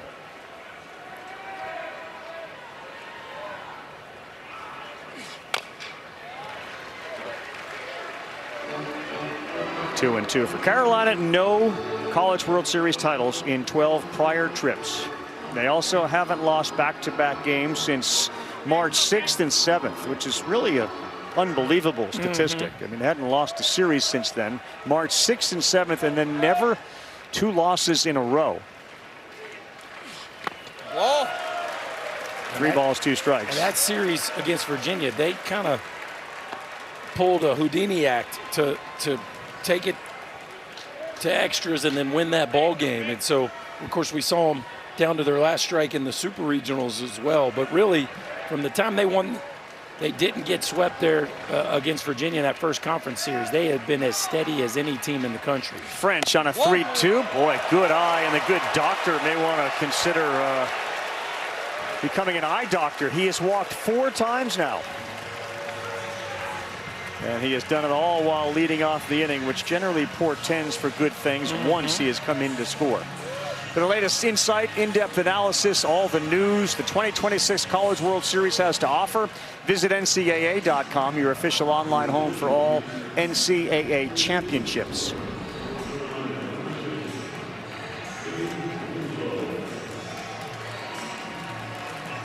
North Carolina has brought in a guy that we have seen quite a bit. Macon Winslow will bat for Kellis, who struck out his last time up. So the margin for error for these guys is very small. Kellis had smashed the ball a couple times, struck out his last, and they bring him in for a bunt that's going to go just foul.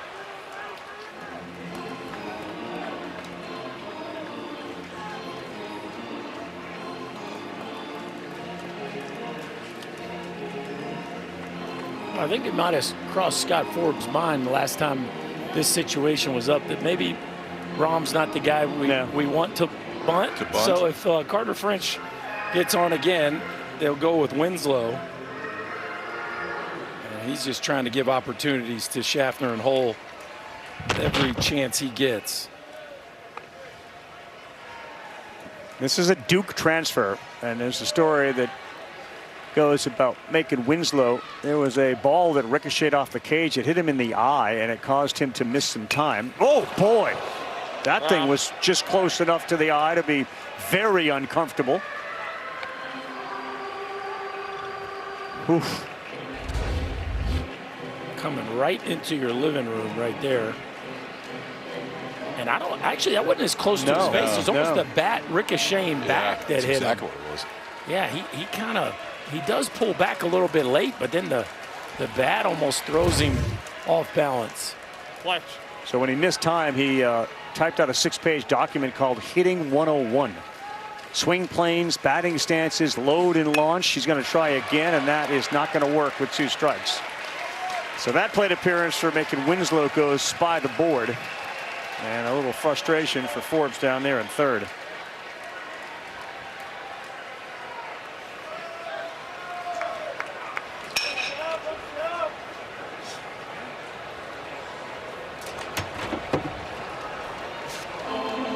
And here comes Skip Johnson, who may have seen what he needed to out of Mason Bixby and got what he wanted to out of him. And it looks like a left-hander is warming in the pen and likely to come out of it. We will take the timeout as the new pitcher coming into the game, Jaden Barfield, when we return to Omaha. Decker Investigations. I have a job for you. All episodes of RJ Decker are now streaming on Hulu. Como se dice possible homicide? It's entertainingly twisty. Where would we be without low-rent PIs? Get hooked on this must-watch compelling cast. That's straight gold, son. It's being called one of the best new shows this year. Repeat after me, okay? Everything is gonna be... Try not to die tonight. I will do my best. RJ Decker. All episodes now streaming on Hulu. This is the start of a whole new chapter for me. No more sad sack, full-on fun sack. Need to up your daily dose of comedy? We have got this. Stream all episodes on Hulu. Every chip is covered in cheese. Not by accident, people. Warning, binging Scrubs may cause uncontrollable laughter. You should try some of that new Botox. It's Botox. That could be why I've been unhappy with my results. Nope. Yeah, that felt like too much.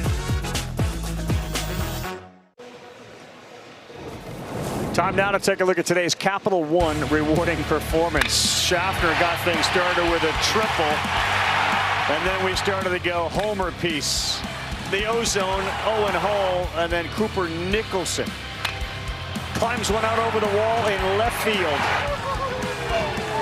North Carolina needing a win to give them a chance to win a championship tomorrow. Got a 6-2 lead, and we go to the lefty, Jaden Barfield. Haven't seen old JB in a while, KP. No, we haven't, and they haven't. For Jaden Barfield, he's thrown just 8 2/3 innings this year. He's thrown just 3 innings total since April 21st. Last outing was May 31st in the regional against the Citadel. But you go left to top, and this is where Skip Johnson's going to try to play that matchup game, at least for the next 2 hitters.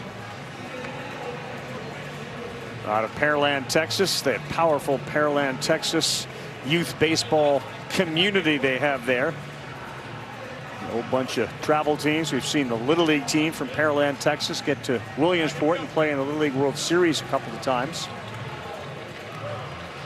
Forbes came in. He had a couple of quick words for Schaffner.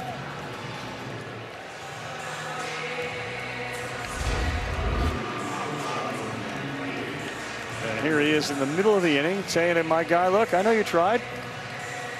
Winslow, after not getting that bunt down, get some encouraging words from, as you guys said, Mr. Glass is always full. Scott Forbes. Ball. Pretty good. The positivity seems to never run dry with the North Carolina skipper.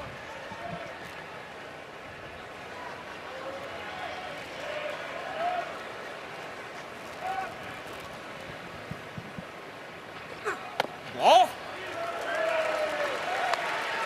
Tell you what, boys, Brandon Cooper back there calling the balls and strikes had himself a nice ball game. There's been a lot of pitches that both these catchers have made look good that are just off, that he's nailed.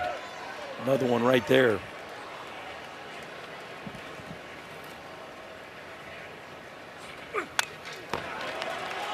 Schaffner was going dead red on a 2-0, and he fouled it straight back. From Louisville, Kentucky, by the way, Red. Knew that was coming. You knew that. I was waiting for you to follow up because I know you wanted me to say from. I was waiting, but you never got me there, so I just went ahead and took the shot.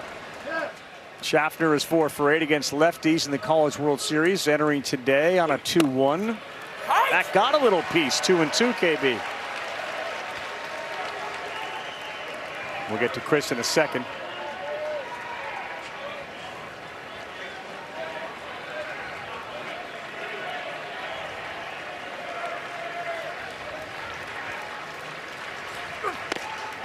That one misses. Schaffner's a multi-sport athlete. Remember, he was the kid who went to North Dakota State. They had a hockey rink in his backyard. He was skating since he was 2. And then he went football, hockey, baseball at Craig High School. What was your favorite sport? Whatever I was playing at the time. Whatever was in season. Yep. Kids still do that, huh? Yeah. Oh, yeah. That's kind of nice. Thank goodness. Thought about going to the University of Wisconsin for football. Got an offer there. That's a good take and a walk. Rowdy, you mentioned the positivity of Scott Forbes, and it just seeps through this dugout because even when North Carolina got down 2-0 in the first, Gavin Gallagher came into the dugout as the captain of this team, walked up and down saying, we need positive body language, boys. Brooke, you mentioned it at the top of the show. If there's a team that's built to come from 0-1, this team, the maturity of it, their ability to flush things is why they've responded today. Yeah, all great stuff there, KP. The culture of this club, and it's not just a feel. They've proven it all year long. They can take a punch. 10 straight wins after losing a game, the most in the country. And that doesn't happen on accident. You got a group of kids that really believe that they know how to turn the page. And they've certainly proven that here this afternoon.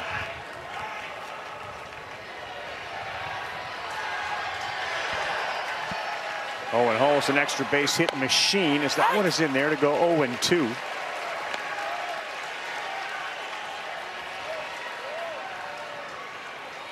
Remember the 4-double performance by Hull in the Supers, including a walk-off double, which got them to Omaha. 0-2, close. Good frame there by the Chance, but he didn't get our home plate umpire to bite on it. It was actually a little better than he was trying to throw right there. He was trying to go off the plate. You saw the Chance move all the way off. He had to reach back across his body, and that just about clipped a piece of the zone.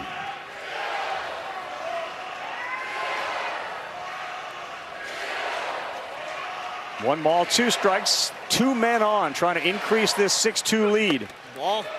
2-2.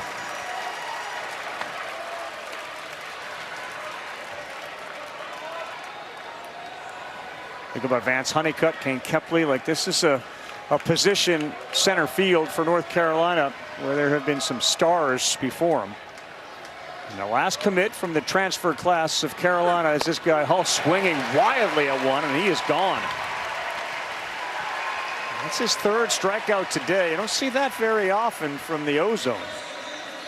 No, it's interesting because typically he lets the ball travel really well, but he bails awfully early on this breaking ball. Catches that thing way out in front. Never really gave himself a chance to recognize the spin of the baseball. Almost like he was sitting fastball right there in a 2-strike count. He goes down swinging.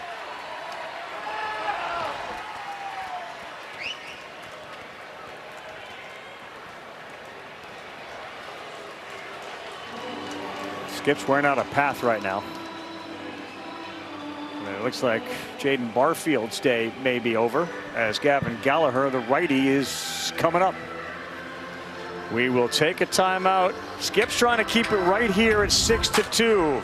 Mr. Clutch Gallagher, when we come back, steps to the plate.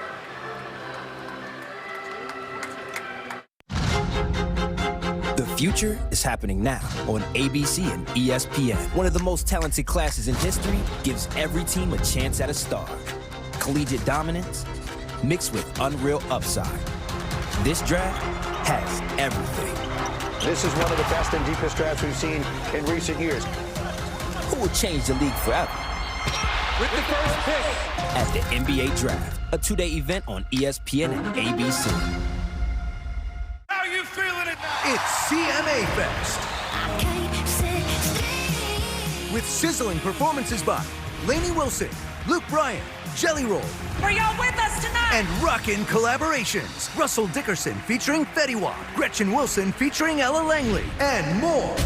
Plus, the can't-miss reunion of Florida Georgia Line, the music event of summer. Let's go CMA Fest. Presented by SoFi. Thursday on ABC. Next day on Hulu. Well, the offense, second inning or later, they disappeared in game 1, and it has done the same for Oklahoma here in game 2. Now, obviously, because it disappeared for Carolina, it didn't impact them today, meaning there was no real hangover from struggling from inning 2 through 9 yesterday, because they obviously put up 6 runs so far today. Oklahoma's bats have been so hot, they go quiet. This was one that North Carolina needed. What was your take on how they were able to do it? Well, Xander Mercurius finally came back down to earth. So once they got a little breathing room from the freshman and the offense was able to capitalize, they could go right to their silver bullet, which Caden Glauber enters the game. And at that point, all season long, KP, it's pretty much been a wrap. They also hung in there, too. I mean, those first 2 innings, Mercurius was amazing. And you know, you're coming off getting beat yesterday. You feel like you're facing a big leaguer. Yeah. And then they flipped it. Mm-hmm. And I think it goes back to the psyche of this club that the panic component didn't seem like it was there. And it could be in a situation like that. But they hung in there enough, obviously started scoring runs, and yeah, then you get a chance to run the super freshman out there who has been just that so far. Yeah, he's been great. And yeah, the one combined back-to-back loss. And look, in the Super Regional in the opening game, they gave up 9 runs. I mean, they gave up 9 runs to USC. Then they allowed 3 over the next 2 to get to the College World Series. There are little experiences during the course of a regular season that then you can build off of when you get into a situation like this. And they've done that, and they have the ultimate security blanket so far in Glauber. So Hensley will step in against Gavin Gallagher. And a big hit here, that can make maybe a decision a little bit easier if they decide to do that with regards to him. Righties hit .343 against him, lefties .286, so a reverse split pitcher. And Gallagher swings at the first one, and that's going to be a helper if Harris can make the play, and he does. Well, anybody out there? We need somebody. We need nobody. We have 27 on the mound. We are covered.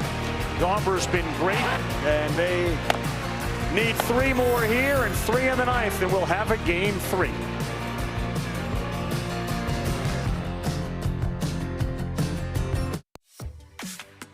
If you love to travel, Capital One has a rewards credit card that opens up a world of possibilities. With Venture X, you earn unlimited double miles on everything you buy. And turn all of your purchases into extraordinary trips. Plus, get premium benefits at a collection of luxury hotels when you book on Capital One Travel. And get access to over 1,000 airport lounges worldwide. Open up a world of possibilities with Capital One. What's in your wallet? Lily doesn't play like she's 62. She plays like you owe her something. And with Ensure Max Protein, she always collects. Told you she still plays? You're in your prime, so keep it that way. Insure yourself. Running a successful delivery company has taught me something. You're only as good as your tools. We have AT&T Business, and that's why we're the best. We're here. Here where? There's nothing here. Just trust the connection. We're in the right spot. What? You guys are early. Yeah. I like that. Get your signature there. Yes, sir. You guys thirsty? I just made some lemonade. It's really warm in here. Like a good warm. You know my phone still works down here. It's crazy. Stand up. When I move, you move. Just like that. When I move, you move. Just like that. When I move, you move. Just like that. Huggies Little Movers with HugFit 360. Big moves, even bigger protection. North Carolina looking to force a Game 3. Would be tomorrow night at 7 o'clock Eastern time for all the marbles. And remember the statistic coming into this one. Teams that won Game 1 of the best of 3. 14 of the 22 had gone on to win the World Series. And a Game 3 against Carolina would be a toss-up. The bats have gone quiet, boys. They haven't had a base runner reach second since the first inning. Only 2 singles since the first. Yeah, as much as Glauber deserves the credit, the truth is Ryan Lynch had settled in really nicely into this game. Strike 3. Called strike 3 at the knees. And frustration for Walk. That's a strike.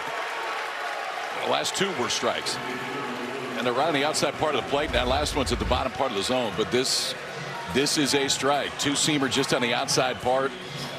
Glauber's doing his best to be as efficient as he possibly can right now because the pitch count is low. What is that? 10 outs and 37 pitches so far. That's well done.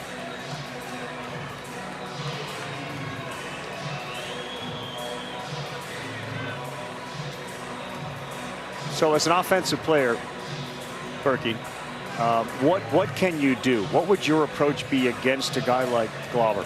Well, right now, understanding the score and the situation, it would be to be very patient. Now, hey, look, if it goes 0-2 and you strike out on 3 pitches, it is what it is. But we are trying to drive up the pitch count, plain and simple. And I don't. What's the best thing that can happen with nobody on? I hit a solo home run. We're still down 3 runs. Like to me, the pitches to a certain degree are the most important thing that Oklahoma can be focused on throughout the course of this game. So after the meeting there with Reggie Willis for Camden Johnson, third baseman Cooper Nicholson comes way in. And Glauber has just not thrown strikes. His percentage on strikes coming into the inning was 76%. He had thrown 26 of 34 pitches for strikes. That percentage is going up.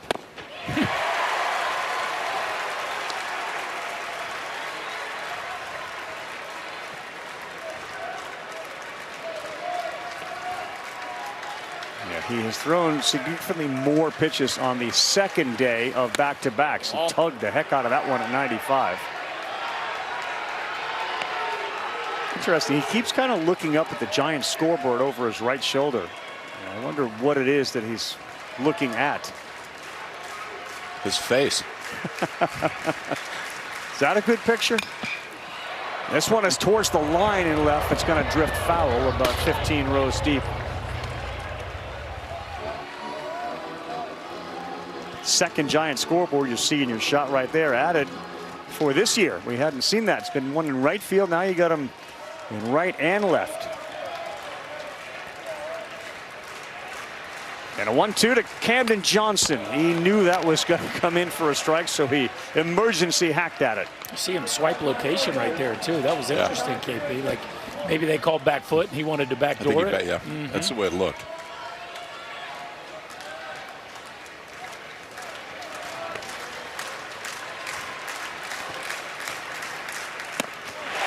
Another punch out for Glauber. How about a 90-mile-an-hour changeup? Yeah, life is good when you throw 90-mile-an-hour changeups that have this much down, and I always like to see that kind of right after he let it go, making sure that everything's still stretched out. The stuff obviously has been outstanding. That's now 3 straight strikeouts, 2 in the inning. The last one on a 90-mile-an-hour changeup down and away. Yep, and 7 in the game for him since he came in the 5th inning. LeChance. Ball 1. Do you feel something when you stretch like that? Is that a familiar stretch, KP, that you recall ever doing? No. I mean, it didn't look like it was necessarily on. Did you stretch? LeChance, boy, he got one and he hit it. Like every other start. I was about to say. I didn't want to get too consistent with it. I think the first question is, did you actually ever stretch? Ish. Yeah. A stretch. Motions. 1 ball, 1 strike. The very interested family of Caden Glauber watching. He's got 2 outs in the bottom of the 8th. Nope, misses there. 2-1. Velocity still strong, 96, but now we're heading towards 50 pitches. I wonder if part of what Reggie Willett said to Camden Johnson was, we're okay driving the pitch count up here too.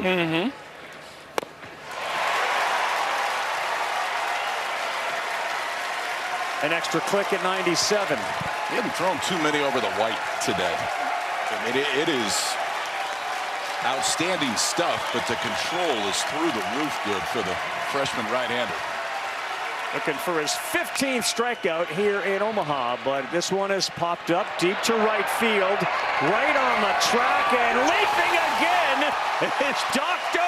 French, finding the fence. Doctor.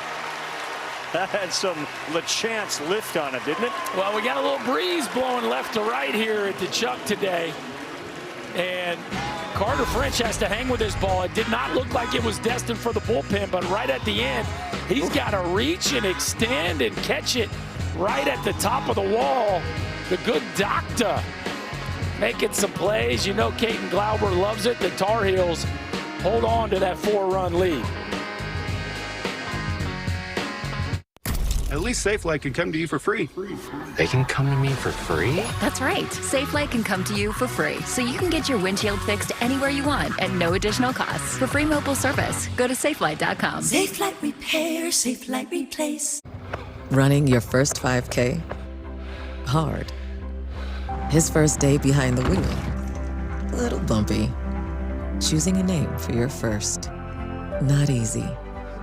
Progressive understands first times can be challenging. It's why we created the Up Payment Program, down payment assistance for first-time home buyers. Because first times are easier with a little help. Learn more at progressive.com/open the house. Introducing the new $10 Crispy Parm Pan from Pizza Hut. It's the original pan you love, taken to the next level. That crispy golden brown crust with a cheesy crunch. Try a $10 medium crispy parm pan for a limited time, only at Pizza Hut. Who's got what it takes to be a Dancing with the Stars pro? I'm gonna be the next pro, baby. Our judges will decide who will go pro. I want to see you fight for it or go home. It was 100% the wrong choice. Let the fiercest dance battle begin. Jimmy, what are you doing? Unpacking. Kimmel's all packed up for summer, and these guest hosts are moving in. Coleman Domingo, Ike Barinholtz, Anthony Anderson, Tiffany Haddish, Jelly Roll, and the legendary Rosie O'Donnell. Jimmy Kimmel Live with summer guest hosts on ABC. How fun must it be when no one expects much from you except you? It's gone! That is gone! A crimson and cream David versus a conga line of ranked Goliaths. What a story the Sooners continue to write. The Sooners just assume folks keep picking against them. They already have a wagon, and they love to circle it. Yeah, that wagon has left a lot of dust and debris in its wake. It has destroyed teams, big teams too, but today, a little different story. Entering the NCAA tournament, you see what their ERA was. Then they went to all these freshmen, and it's come down to 2. And they were hitting, they've always hit. But it's been crazy in the first 4 World Series games until today, where they've managed just 4 hits and 2 runs that came in the first. We have matched a College World Series record as Skip Johnson has decided that Trent Collier is the guy to toe the rubber here in the 9th. He is the 7th pitcher used. And it almost looked like PitchCom wasn't working, and LeChance said, I know, I'm going to show you the sign. And a fastball was in at 95 to get strike 1.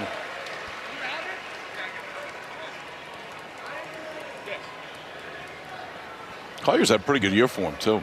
Primarily a bullpen guy, but it's a mid-90s fastball changeup. Those are the two that he will feature. See the strikeout and walk numbers for Collier? Yeah, he's been very good. We've seen a bunch of matchups that OU has tried to do today, but now just trying to see if Collier can get him to the finish line. It's Eric Paulson. Phenomenal day here on Father's Day. He waited on that one, and that's going to be foul. Singled in his first 2 plate appearances, scored a run after getting another hit in the 7th inning. That was on that double. Batting average has come up 6 points, but a significant emotional day for the Paulson family. New York Police Department detective called to the Twin Towers on 9/11 and spent days going through the carnage and wreckage and debris that was there, and developed cancer years later in the throat, which doctors declared was as a result of the work that he did there, the heroic work that he did there. Paulson punches out. 1 out here in the 9th.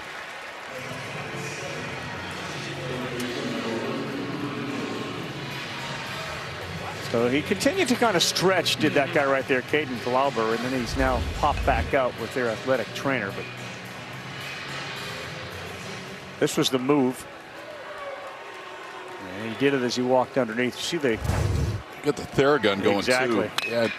Liner caught over there at third base. Camden Johnson took one away from Cooper Nicholson. A hard hit, 107-mile-an-hour blast that he snared. Well, he's going to be recorded, but very positive signs from Cooper Nicholson in this ball game, and something that's welcomed on the Carolina side of things, because again, it's a potent bat that has done some protection. Look at prep step and crossover. They're almost over adjusted at that ball. But just in general, it's been a nice day by the last 5 hitters in this Carolina offense, and they really needed it.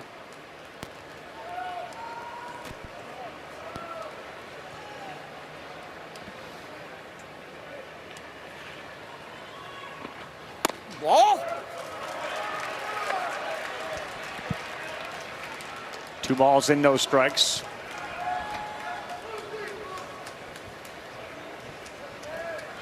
Feels like a game 3 would have Jackson Rose likely the starter for North Carolina. As that one is poured in there. And then Nick Weslowski maybe goes for Oklahoma. That's been their rotation. He's another freshman with tremendous toughness, a former high school quarterback in Texas. Thought about trying to play both at a smaller school. Ball. Yeah, it will be interesting. And for Oklahoma, LJ Mercurius gets a day off, so you know he's got some heavy usage in his tank. Yeah, there he is. And there's a guy conserving energy. A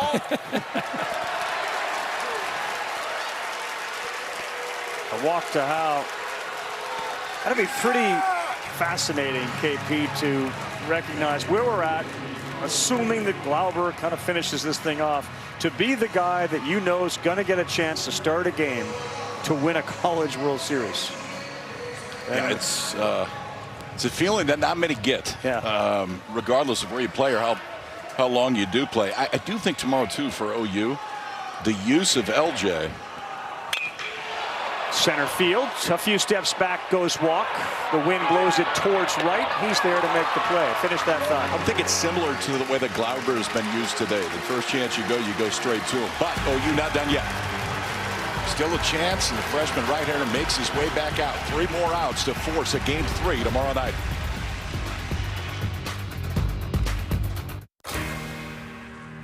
I'm not giving up.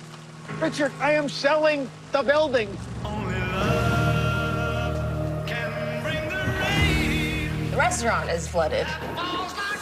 Everything's either going to be okay Or not. Play your game, baby. FX's The Bear. The final season premieres June 25th on FX and Hulu. The future is happening now on ABC and ESPN. One of the most talented classes in history gives every team a chance at a star. Collegiate dominance mixed with unreal upside. This draft has everything. This is one of the best and deepest drafts we've seen in recent years. Who will change the league forever? With the first pick at the NBA Draft, a two-day event on ESPN and ABC. The thrill of victory and the agony of defeat. It's not a cliche. It is a too real and too raw sports truth. Celebration always shares its space with sorrow. Elation equaled by anguish. That's why the winners always console the losers. Because in this game, everyone is destined to spend time on both sides of a post-game picture. Yeah, more magic from Ryan McGee, and he speaks the truth when you talk about the agony of defeat and the thrill of victory. Carolina knows the agony of defeat, having been here 12 times before and leaving empty-handed, but being part of plenty of pictures. And Oklahoma's last win was in 1994. They were beaten in the finals in 2022. If there's a game 3, it's tomorrow night, 7 Eastern time on ESPN, 6 o'clock local. Glauber back to the mound. He has thrown 48 pitches, and his first one here is in there for a strike. And boys, 38 of 49 pitches for strikes. 38 of 49. That's a 77% clip. You know, it's not too often in sports you get a streak that has reached the point that this has, 28-0 when he pitches. Yeah. From a player this young, on a stage this big, where they deliver and then some. Yeah. And he has certainly been that guy here this afternoon. He literally could not ask any more from what he's getting. Will drop a 94-mile-an-hour piece there to get another strikeout, his 8th. I would say he understood the assignment today, which was take us home and do it as efficiently as possible. This is 94 with some good sink when it gets to home plate. Caden Glauber has been really as good as I think we've seen him all year today, which is saying something because he's been one of the best arms in the entire country. Yeah, he's 11-0. The team is 28-0, and that's just inside. So let's kind of spin it ahead here, boys. He's up to 52 pitches. He's got 2 outs to get. They haven't lost when he's been on the field, so at some point you'd like to get him on the field to kind of keep that going. But what's he going to be able to do in your mind tomorrow? I don't know if he can do anything tomorrow. Okay. So let's start with that. When he was stretching out, you don't know. It looked like it was something oblique or back, and maybe it was bugging him. You don't know how that's going to potentially affect him tomorrow, and just the pitch count component of it too. If he does, and if he can come back, I don't see it any more than 3 outs. Yeah, I think he's proven throughout the course of the year that he's gone up to mid-90s on back-to-back days in pitches thrown. Now, I know he's reversed the volume of that from what could potentially be the case today. But to me, if he gets off the field at 60, 65 pitches, it feels like he could have 30 tomorrow, 30, 35 pitches. Now, what is that? Is that 1 inning? Is that 2 innings? We'll see, but I think it'll be something. Oh, no. Did he go? No, and that's going to be a walk for Glauber. A 3-1 close one. Gamble held up. That doesn't help the case.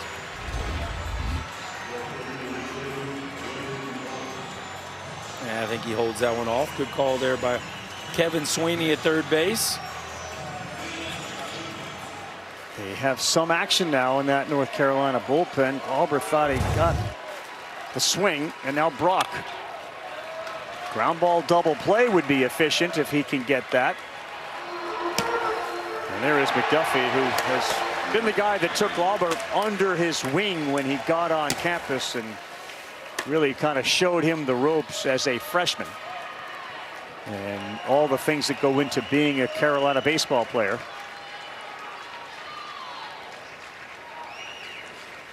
Ball.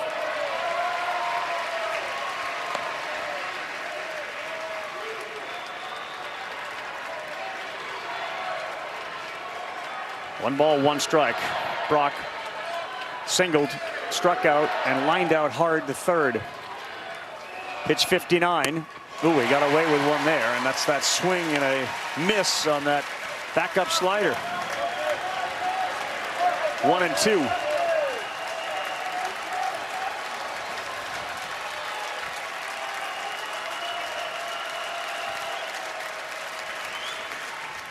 Ball.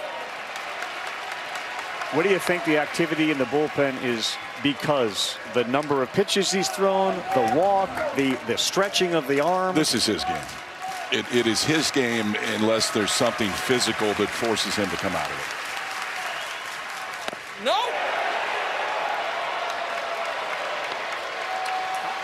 I do think it has to do with the number of pitches.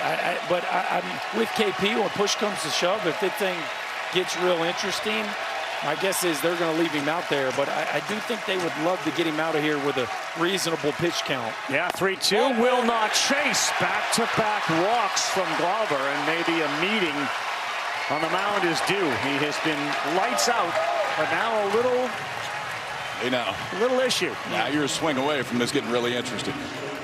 And Dasan Harris has already shown the ability to do that here.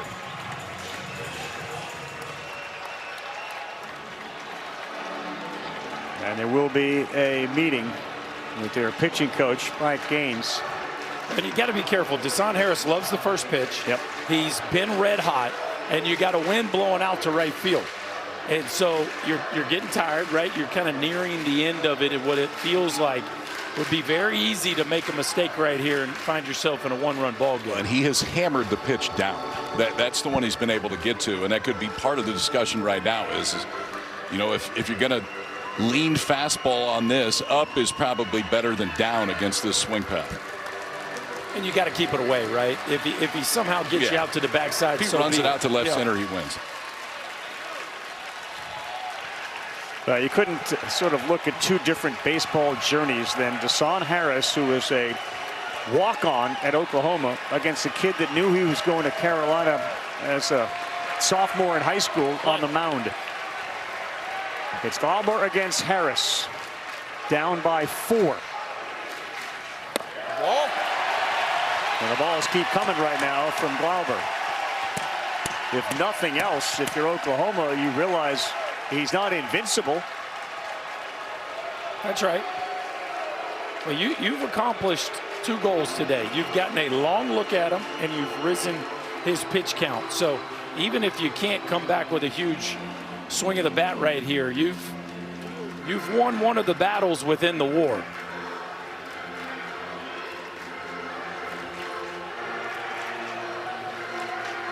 Well, PitchCom may have cooperated for Carolina here by allowing Glauber to take a little breather on the mound as Colin Heineck had to get it repaired or replaced.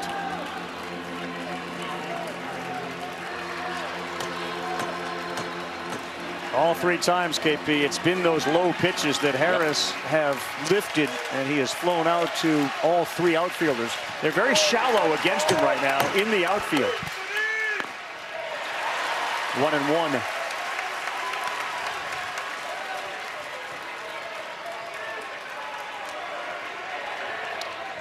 It's been aberrational today, but Glauber's been a part of it for sure.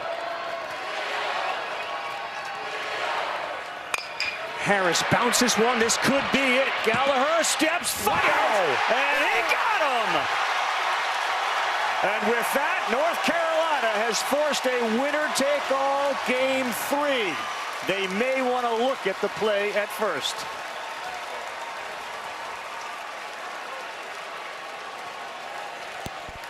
Tell you what, that was a special move by Gavin Gallagher right there. Was. Love the athleticism as he goes across the base. Oklahoma is challenging the call of out at first base. The previous play is under review. How about the confidence just to take it yourself?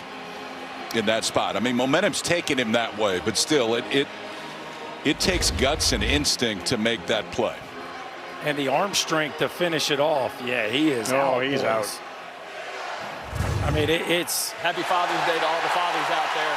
The call is confirmed. He is out. For the first time since 2024, we will have a winner-take-all Game 3. Caden Glauber gets a whole bunch of appreciation from his Tar Heels. They are now 29-0 when he is on the field. The biggest question overnight and tomorrow when he shows up to the park. Give me a number 1 through 5. How you feeling? Yeah, that's what can the you question, give me? isn't it? That's going to be the question. And every time he's been asked it, he's answered, He's been a 5. I've been a 5. Well, whatever that answer is tomorrow, he was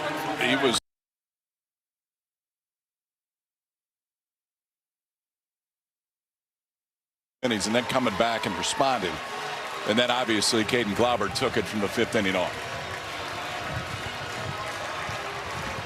65 pitches, 2-0 with a save at the College World Series.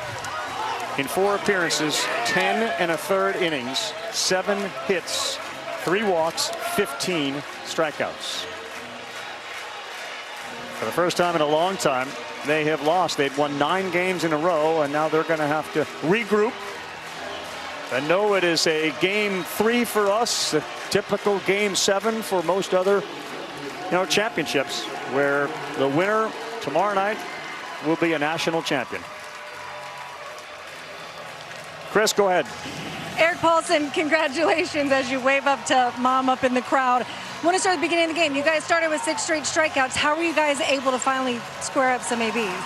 Yeah, it's the name of the game, sticking with your approach. We stuck with the approach early. He beat us early, but we just kept with it, and, good things happen when you stick to your approach. Good things happen when Caden Glauber comes into the game 29-0 when he pitches. What's the confidence like when you build a lead and you guys are able to hand the ball to him? I mean, we're going to win when he comes in. That's the confidence. He's so good. His poise is awesome. He really is really, really fun to play behind. That first hit you had, you get to first base and you look up at your mom. What were the emotions like today on Father's Day, your first without him? Yeah, definitely a tough day, but, I'm so happy. My grandma actually came, my dad's mom. She's up in the crowd, and, it was really, really good to have him here. And all the dads on UNC, I got to give a shout out to them. They were wearing Paulson 44 pins today. So, they're awesome. This is really such a family. I love this team so much. I know your dad wanted to see you in this uniform. You're now 1 win away from holding a trophy in this uniform. How would you describe the emotions heading into tomorrow? Definitely emotional. I wish he was here with me, but, I'm going to hold him with me every day and, go win a national championship tomorrow. Congratulations. We'll see you then. Thank you so much. Yeah, good for him and good for the sport. You're going to have a winner-take-all Game 3 with 2 really good teams, one red hot and another that has done what Tar Heels do. They show pride, they show resilience, they showed it today. Yeah, we kind of thought at the beginning of the series the formula for North Carolina would be get an early lead, get into the bullpen, give the ball to Caden Glauber. Well, they weren't able to do that in Game 1. They did in Game 2, but they got to win 2 games, KP. Now the math is simple, though. You win tomorrow, you win a national championship, and it's all hands on deck. It's the way that this series should end to fast forward to tomorrow night and get what should be a pretty special Monday night here in Omaha. That will do it for us, for our entire crew here, KP and Chris Burke, Chris Budden. I'm Carl Ravitch. Can't wait for tomorrow. We'll see you at 7 Eastern on ESPN for Game 3 of the Men's College World Series. Will 13 be the lucky number for the Tar Heels? Or will the Sooners break through for the first time since 1994? We look forward to seeing you then. It should be fantastic. Today was dynamite, and we got what you all want. A winner-take-all Game 3. So long from Omaha. July 4th, 24 hours non-stop, live all across the country. We are all a part of this history. And when the country comes together to celebrate, this is where it happens. Disney celebrates America 250.